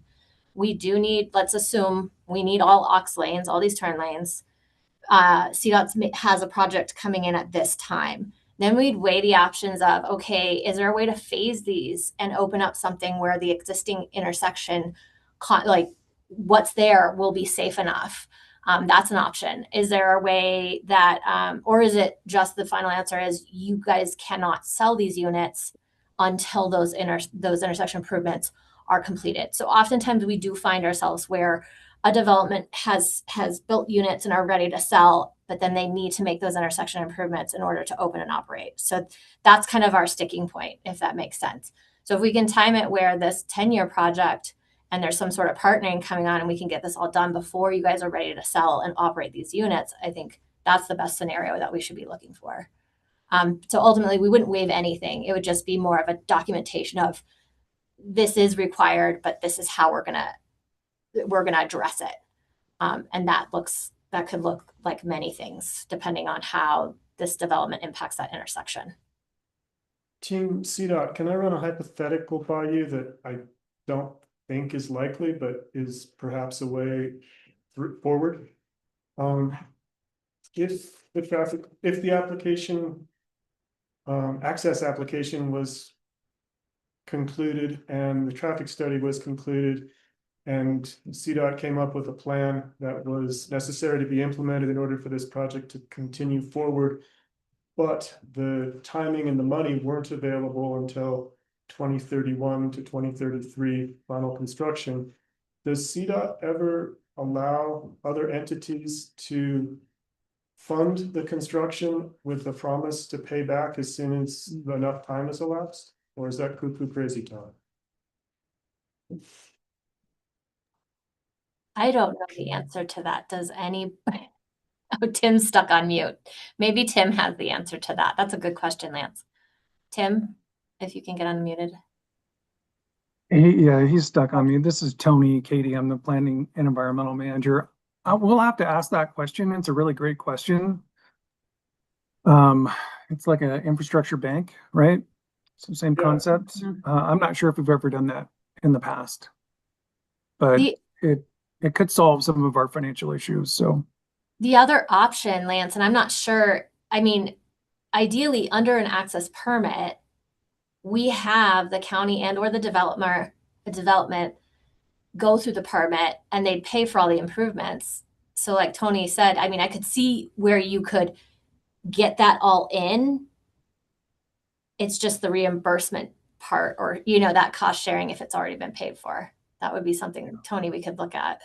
I think we are requesting that you look at that because that's a big deal if that's possible. yeah. And then as far as advancing the 10-year plan funding, Tim's absolutely right. We can't predict that right now. It just depends on how well the entire state does at delivering projects that are listed on that plan. So Region 5 gets its allocation of funds, it's notional allocation. All the other regions do as well. And we all have a plan to deliver projects in certain years. And as Tim was saying, we'll probably start funding this in 31 and construct it in 33. But if a lot of projects fall behind schedule, that means that we'll have some money in our checking account that we could use to advance other projects. And so as we get closer to that time, we'll have a better idea of whether we could advance funding for this particular project or not. But it's nothing that we can even predict right now. They haven't even approved that new 10-year plan in this particular project that's on that new plan. They won't do that for 3 more weeks. There's no issue with it getting approved, but we're not even able to start discussing the funding until that Transportation Commission does that final approval. Thank you, Tony. Michelle? One more question. I guess the other thing I'd like for maybe CDOT and the county to consider is whether either in either scenario, CH or PUD, if we can structure and understand what that threshold is below the 20%, because I know that's what the Ilium IPOA did with their PUD amendment. We can entitle the project so we understand what the full build out would look like, work with the 20%, get some housing units online because that's still beneficial to the region, and then structure, the agreement out. That would really be an ideal scenario for us. What do you think, CDOT? It's a question for Jen. Yeah, I think what your best bet is to do is start the application with the full build out, provide the traffic information you guys have already to us with that application. And then we could probably have some sort of pre-application meeting to discuss that. And I'm hearing what you're saying. Is there a phase out where we could go live with a couple of units, therefore getting some income while we're building out the rest of them, and waiting for the full improvements without knowing the current status of that intersection and if it's already triggering some stuff. I don't know if we could do that, but that is definitely something we've done in the past. And in order to do that and get that full picture, the access application is the best way to start that. That would require possibly a brand new traffic impact study, right? Which is not a fatal flaw if that's telling us something that's good news, right? That we can develop a little bit and we can open before we do improvements. But let's start with step 1. And what we can do is get some sort of pre-application meeting with everybody at hand and discuss the path forward, if that works. Commissioner Gleason. Would it be possible to provide the town of Mountain Village with that traffic study that was conducted through the Ilium Industrial Park by Mr. It was ours. No? It was our study that they used. Study. Okay, I didn't That was realize it. that. We were being kind and generous. Okay, so you know all that data and Yeah. that I'm curious what that trigger point is for more development. I don't know. It's- I mean, we'll have to look at it. It's complicated. The 20% threshold, this is why we're talking. Yeah. So if you guys could share that with us as well, I'm not sure, my access manager might have that. We could collectively look at that and possibly come up with a plan. Yeah, we had a project fairly recently for the Ilium Properties Association amendment to their PUD. And they did scale back some of the proposed uses because they were hitting the 20%. That's what I recall. Yeah. It's very close. I was just gonna suggest for that purpose, Jennifer, if I know Randy Reeder sent a letter on behalf of that one. And so if you do not have that, just let us know and we can ship it along. So Okay. Are you guys discussing that additional housing behind Ilium that was just allowed? that Or was that a different? that was already permitted as part of the Yep. PUD from many moons ago. Yep. And you And guys so were allowed that to do was that. already included in that count, I believe. Yeah. Oh, okay. Referring to the expanded use. Yeah. Yes. Yeah. But yes, we would be happy to share our traffic study level 3 for the full build out so we could understand that 20% threshold, and or some kind of phased development plan. That would be really amazing. Yes, let's start with the information you have. I'll talk to Randy when I get off the phone and then reach out if we don't have a copy of the current traffic study. And then it may be simple, right? It may be a simple answer, but I'll take a look at it and we can get back with you guys. What I think I'm hearing from this portion of the meeting with CDOT is that a application in order to then open up the door for a pre-application meeting is the obvious next step, and that you've got CDOT staff both apprised and willing to do that. And it may be that instead of us trying to have a Yeah. pre-application meeting here, we agree that we got what we needed today. Yes. And we can let the CDOT folks get back to Yeah, their thank you so their much. work. Yeah. That is deep gratitude to Tony, Tim, Katie, and Jennifer. Thank you guys for making time today. This is a really important question for our region, and the fact that you all came together and listened in so you could understand and respond is much appreciated. You'll be hearing from probably Michelle Yeah. soon, and hopefully you'll be able to sit down and pore over the existing study, determine what the next steps are. Perfect.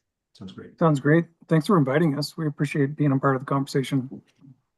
Great. Yeah, We'll see you sounds in good. Placerville, Tim. Yeah. Thank you. Happy to help everybody. Talk to you later. Thank you. So just kind of moving through a few other items that we just want to address openly with you all. Again, going back to kind of the process concerns around a 5-step PUD and duration of that.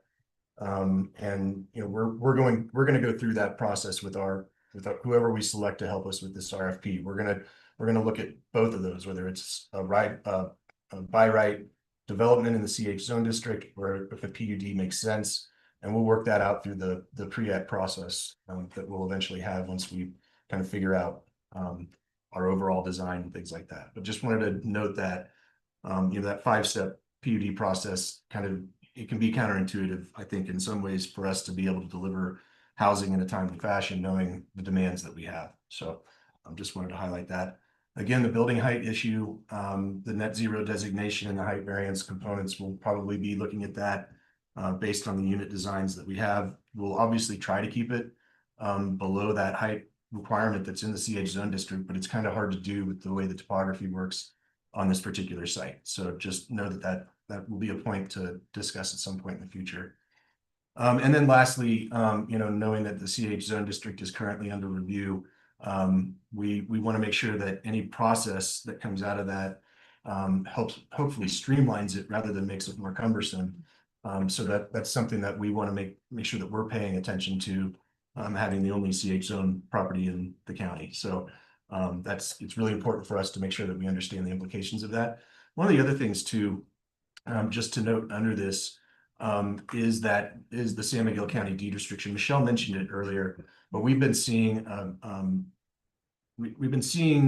some units get transferred in Mountain Village that probably most people wouldn't deem as affordable or workforce housing anymore when they're selling for $2.1 million because of not having price appreciation caps. And that's one of the things that we view as really important. And I don't know if we need to negotiate that via PUD, or if we can put a deed restriction on ourselves that just manages that price appreciation cap, because that's something that we view as important going forward. Again, not necessarily limiting the income side, but limiting the price appreciation. So it's just something for us it's an open item to discuss. I might have an answer, and I'm going to base it on Pinyon Park. We, the county, have, as you know, multitude of different deed restrictions from different time periods. We honor each one separately, so it's complicated, and it's unfortunately complicated, but the most recent complexity was Pinyon Park, which had an additional layer of Pinyon Park centric deed restriction requirements, and that works. So I believe, and I'm not an expert, and I hope that someone will correct me, I see. that you could write your own project-specific deed restrictions, and if price caps were a part of that, there you have it. It's your decision, and it doesn't need to be made regionally necessarily. Okay. But is that allowed with the CH zone district, that they can craft their own deed restriction? I don't recall the CH zone specifying that it only. It says the R1 housing deed restriction. Okay. Right. Well, maybe I guess you can think our about code it. to say, I or think a reason. that Or an Well, and I do think too, Lance, that the county would want to have something to say about the deed restriction, if it's gonna be out in the county. I don't think we would necessarily disagree, I can't make any promises, whatever, but I don't think we can just say they can make whatever deed restriction they want. But maybe think about whether, like, to me, that is a more restrictive element Yeah. that's not in the current one, and whether what that process looks like if we're volunteering to do something, is that an easy process or is that a hard process? Yeah. Okay. Heard and, okay, Thank you. agreed that it's an regionally, we're seeing that in Lawson Hill specifically, and addressing that moving Mhm. forward is something I think we should be looking at. As Michelle has mentioned before too, about looking at administrative reviews for variations to Just the floodplain, floodplain, or not we wetland. we included wetlands on here because that's kind of just we have some work to do around that as part of our site design. But again, we just want to make sure that we understand the process as much as possible before we enter into an application. Because we know that once we enter into an application, at that point, it shifts the way we can have conversations around it. We also need to have a better understanding of the required public improvements for County Road 63L. One of the things that this revised design does allow for us to do is to limit the number of cuts into the road and things like that. Before when we had the old, the previous design with the 80 units, we had lift stations, we had all sorts of water lines cutting across the road, things like that. We believe that with this particular design, we'll be able to gravity flow the sewer right across at one point in the road for each of the development sites to go over to the package plant that IPOA owns. And then we'd also be running one water line on our side of the road where we've already got the well, frankly, drilled on our property. So hopefully we wouldn't be tearing up the road that much. Well, that was one of the previous concerns we had, was it was about a $5.5 million roadway improvement alone on that previous project that we had designed. So it's just something we want to understand as part of this in terms of the flexibility around what kind of improvements need to happen to County Road 63L going forward. And we just, it's one of those things where balancing all of those improvements off of 49 units starts to really dive into our ability to deliver on affordability. I mean, just the highway improvements alone at $6.3 million off those 49 units, that's $130,000 per unit. And then it just blows up your affordability, right? Were those road improvements related to the intersection, or are they just like in front of the Just in project? front of the apartments. So basically repaving the road and Yeah, sidewalks, things like that. We do want to have a sidewalk in there along that stretch of road to protect people, from the traffic that goes along there, and have the ability to have a bus stop right there on that side of the road that services both sites 2 and 3. So we understand that there are going to be certain improvements that we need to do, but they're just costly, and every little bit helps as far as the affordability goes. and I assume that's something that Kay and team would cover in the pre-application conversation, right? What kind of road improvements Yeah. would be anticipated? Typically, improvements in the right of way are subject to issuance of permits from Road and Bridge and not planning. So So we probably just need to meet, you need to have and understand. Mm-hmm. I mean, that it all blends towards affordability. If there's places that could be flexible around those improvements, that's great. We obviously want it to be safe. We want to have a sidewalk, but if we didn't have to widen it on the other side, for example, that'd be super helpful. So anyway, we're happy to have those conversations. One other item to note, the town of Mountain Village and the Mountain Village Housing Authority are not listed as qualified developers under the land use code. So if we could get that changed, that would be really great too. I know we've talked about it a number of times, so just wanted to throw that one out there just for the record. Jared, in those conversations, has there been an obstacle on our side to that change? We just need to do the code amendment as we've discussed. When we wrote that section of code, I don't think there was a Mountain Village Housing Authority, and we've not amended it since. So we just gotta, and theoretically, maybe we should put Norwood in this bucket as well. But I believe that there's been even a draft circulated of doing that. It's just a matter of getting that code amendment done. Well, as chair, I'd like to ask to agendize that discussion as soon as possible and get that off the to-do list. That's the lowest hanging fruit that I've heard today. Yeah. So let's get that easy work done. Just because Definitely. whether or not it's this project or a different one, Right. clearly you guys need to be on. Yeah. on that Okay. list. Thank you. Great. That's all we have, I think, as far as our presentation goes today. And really appreciate this opportunity to chat with you all. This is a big project. It's a heavy lift. And it's exciting that we can work in partnership too, to deliver some housing in an area of critical need. Yeah, if I just could respond, I really appreciate that you guys are taking this initiative to build additional housing as you are with the wastewater treatment plant. Really appreciate that.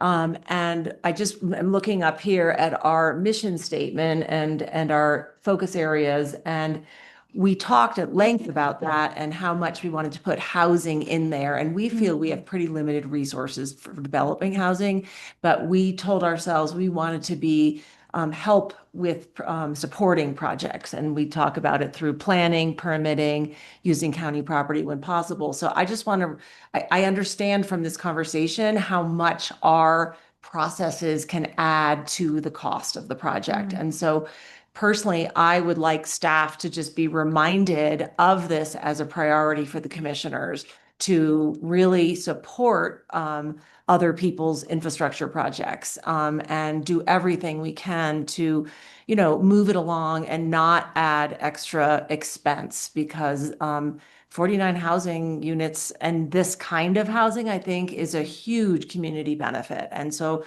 let's do what we can to move this along without, breaking the rules. So that would be my direction. Thank you. Yeah, and Drew, I appreciate you participating and serving on the SSR and being part of those conversations and being privy to the attempts to make some amendments to the county land use code to really enable more community housing projects of this nature. And what I've heard today, it sounds that this preliminary planning really is in step with, what the community could really benefit from in a housing project. So I commend you all for pivoting and thinking outside the box. Well, and it, in some ways, being a part of the SSRs, I think has been helpful because it allows us to find places where our project is going to stumble, and it allows us to give some feedback back to you all on it too, to make sure that maybe in the future, if there are other properties that are zoned CH, that they're able to navigate some of the process a little bit easier, so that again, delivering units is kind of the key and critical part. Yeah, we have not put this zoning to test with any development yet, right? So it's to be determined and still a lot of looming questions out there.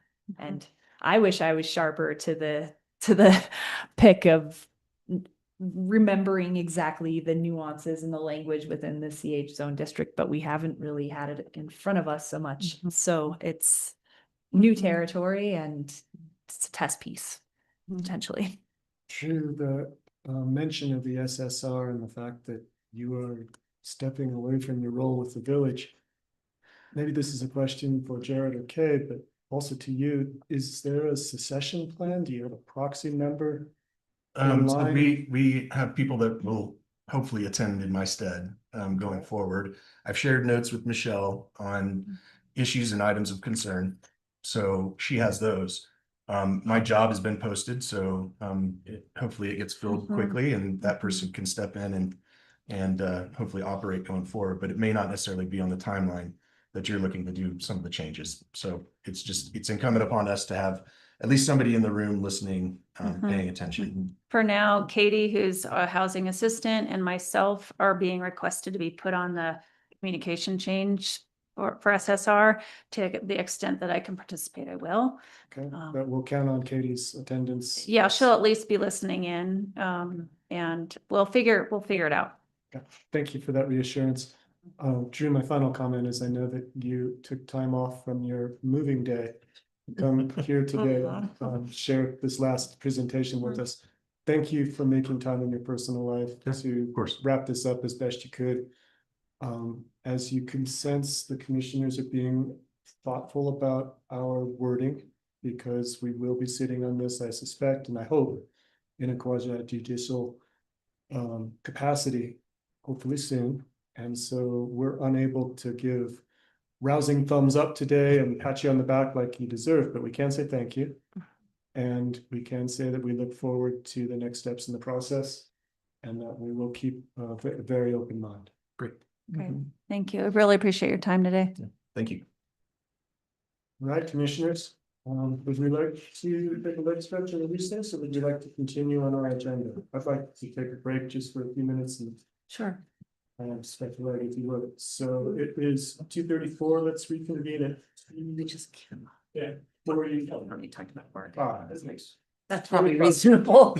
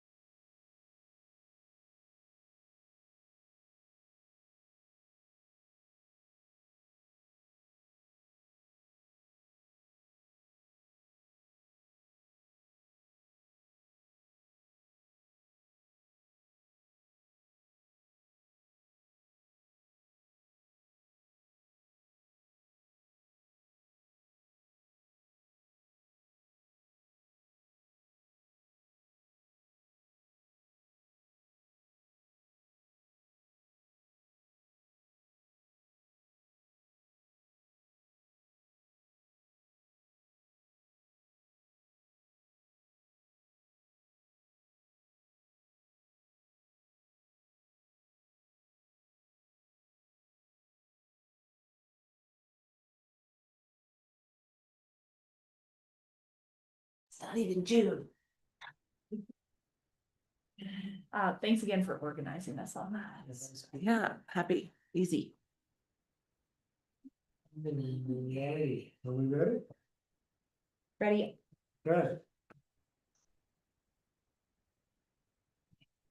Welcome back, everybody. It is 2:45. We are back in session. We are on to item 9, which is commissioner updates.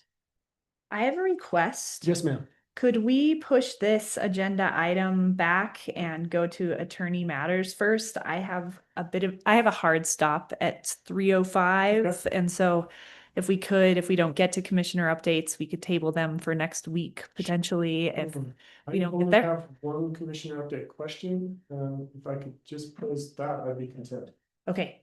My question is this coming Thursday, 4:30. That's the date. At 1:30, that's the time. There's a Gunnison Valley Regional Transportation meeting. Mike and I are both on those boards, and both of us will be traveling that day. I have an opportunity to submit a proxy to Michelle Haynes down in Region 10 if either commissioner would care to sit in, or Jared, if you are available Thursday at 1:30. I'm not sure you are. At 1:30. Yes. So it is a discussion meeting. It's not a decision meeting as far as Michelle told me, so it's not critical. I'm in another meeting that day. That's Could make that happen. Would you like to? Or would you? Sure. Okay. Yeah. Here's what I'll do. I will write to you and Michelle so that you can get the meeting information, and then you can zoom in. Sounds Thanks. great. Appreciate that, Colleen. I'll do that after this meeting.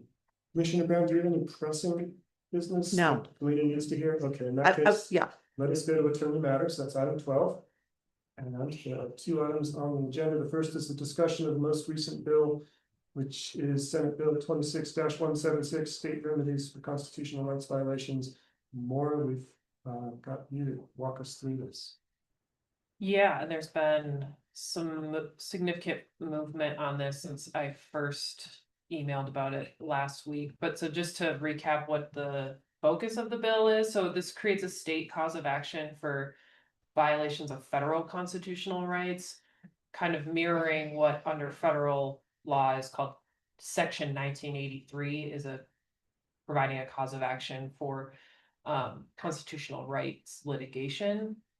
The intent of this bill is to bring federal actors within state jurisdiction for those civil rights lawsuits, but the way it's written is quite broad, and there's concern amongst counties in particular and other political subdivisions that this bill will greatly expand potential liability for local governments, because it does, as you read it, create a new cause of action in situations where we currently face federal constitutional claims. Those would be able to be brought in state court, and those come up in law enforcement actions, land use, employment law, taxation issues. So, and then a related concern is because of that increased liability, that our insurance rates would likely also be raised, as they have been in the past with other legislation that has altered or increased our liability. There is a narrower bill that was proposed, SB 5, that was limited solely to what we understand is the intent of this bill is related to immigration enforcement.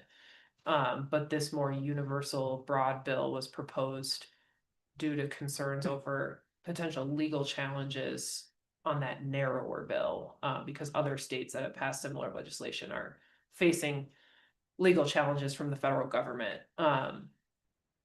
And this, my understanding is that the broader bill is being supported by the governor, but it is opposed by the attorney general.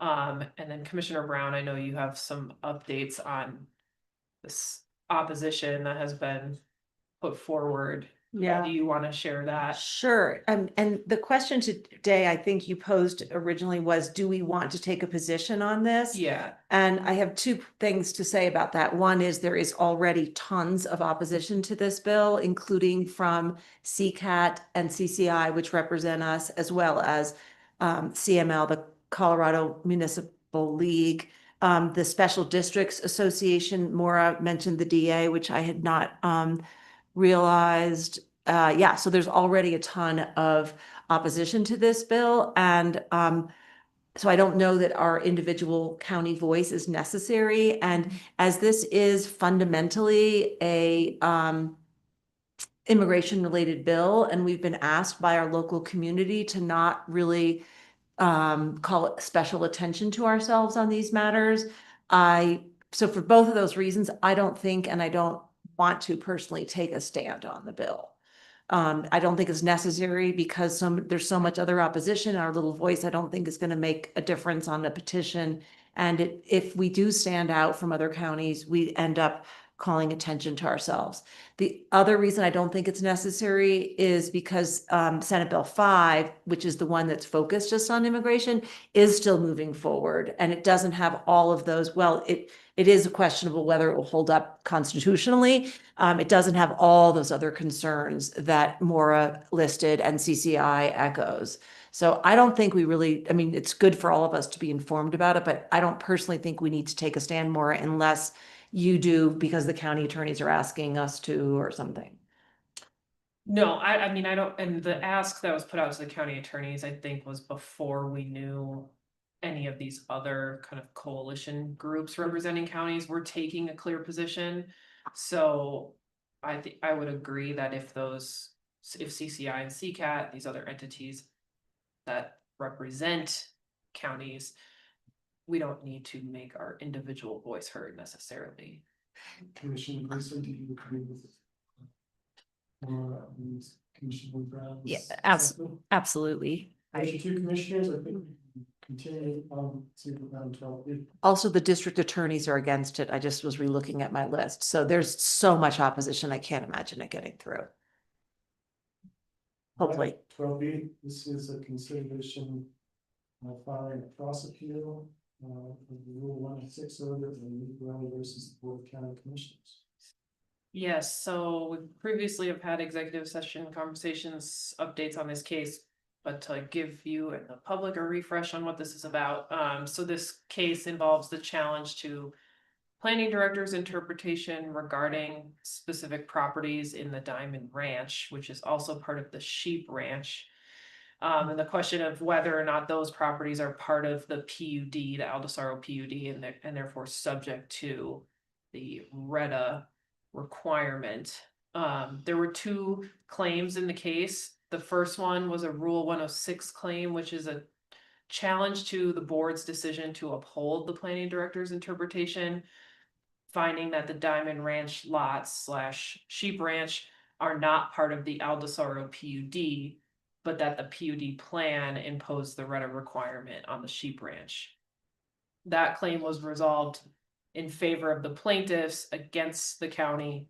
The court found that the Sheep Ranch is part of the PUD and subject to the PUD requirements. So that happened back in summer of 2024. Then the second claim in the case was a Rule 57, a declaratory judgment action, seeking a declaration that all lands within the Diamond Ridge, which is the properties that the county and the town own, subset of that, is part of the 1991 PUD, and therefore that the county must comply with state statute to modify the PUD in order to develop the property. That claim was resolved in favor of the county. There, the court found that parcel C, which is part of the Diamond Ridge property that was rezoned previously, is not part of the Sheep Ranch and therefore not part of the 1991 PUD.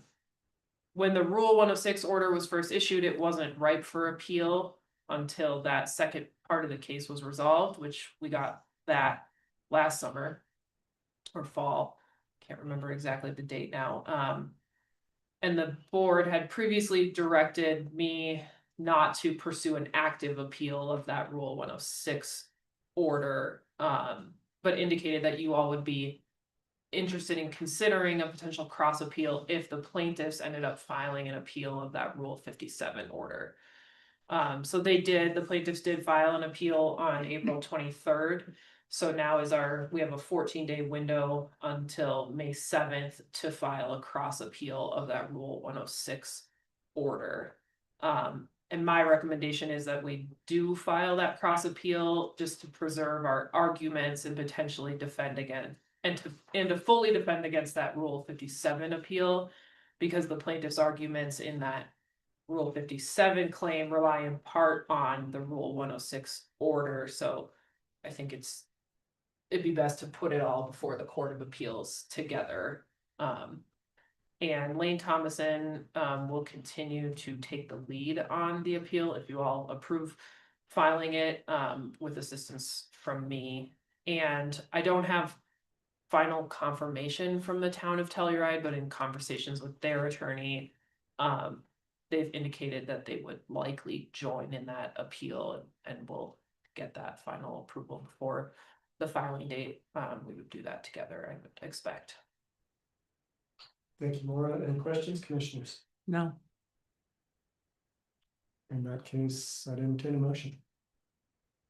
I move to approve the filing of a cross appeal of the district court's Rule 106 order in Lucarelli versus BOCC 23 CV 30044 to the Colorado Court of Appeals.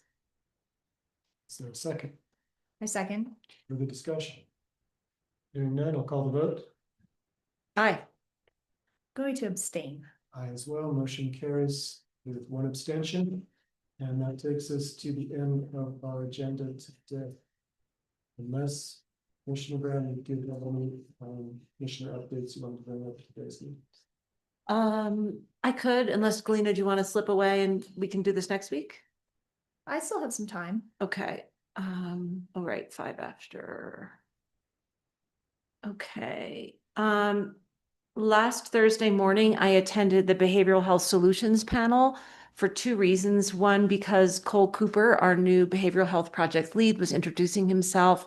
And I just wanted to support him, and he just knocked it out of the park. I mean, he was so clear in what his presentation of what his job description was and his responsibilities, and really just shared of him who he is and his background. And I think everybody was just delighted that he is filling this position and that the county had created this position and funded it. So that was really fun.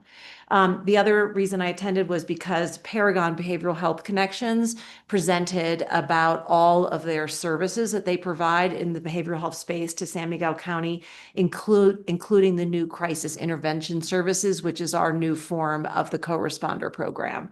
And again, people were really pleased to see that we have that piece of the puzzle in place.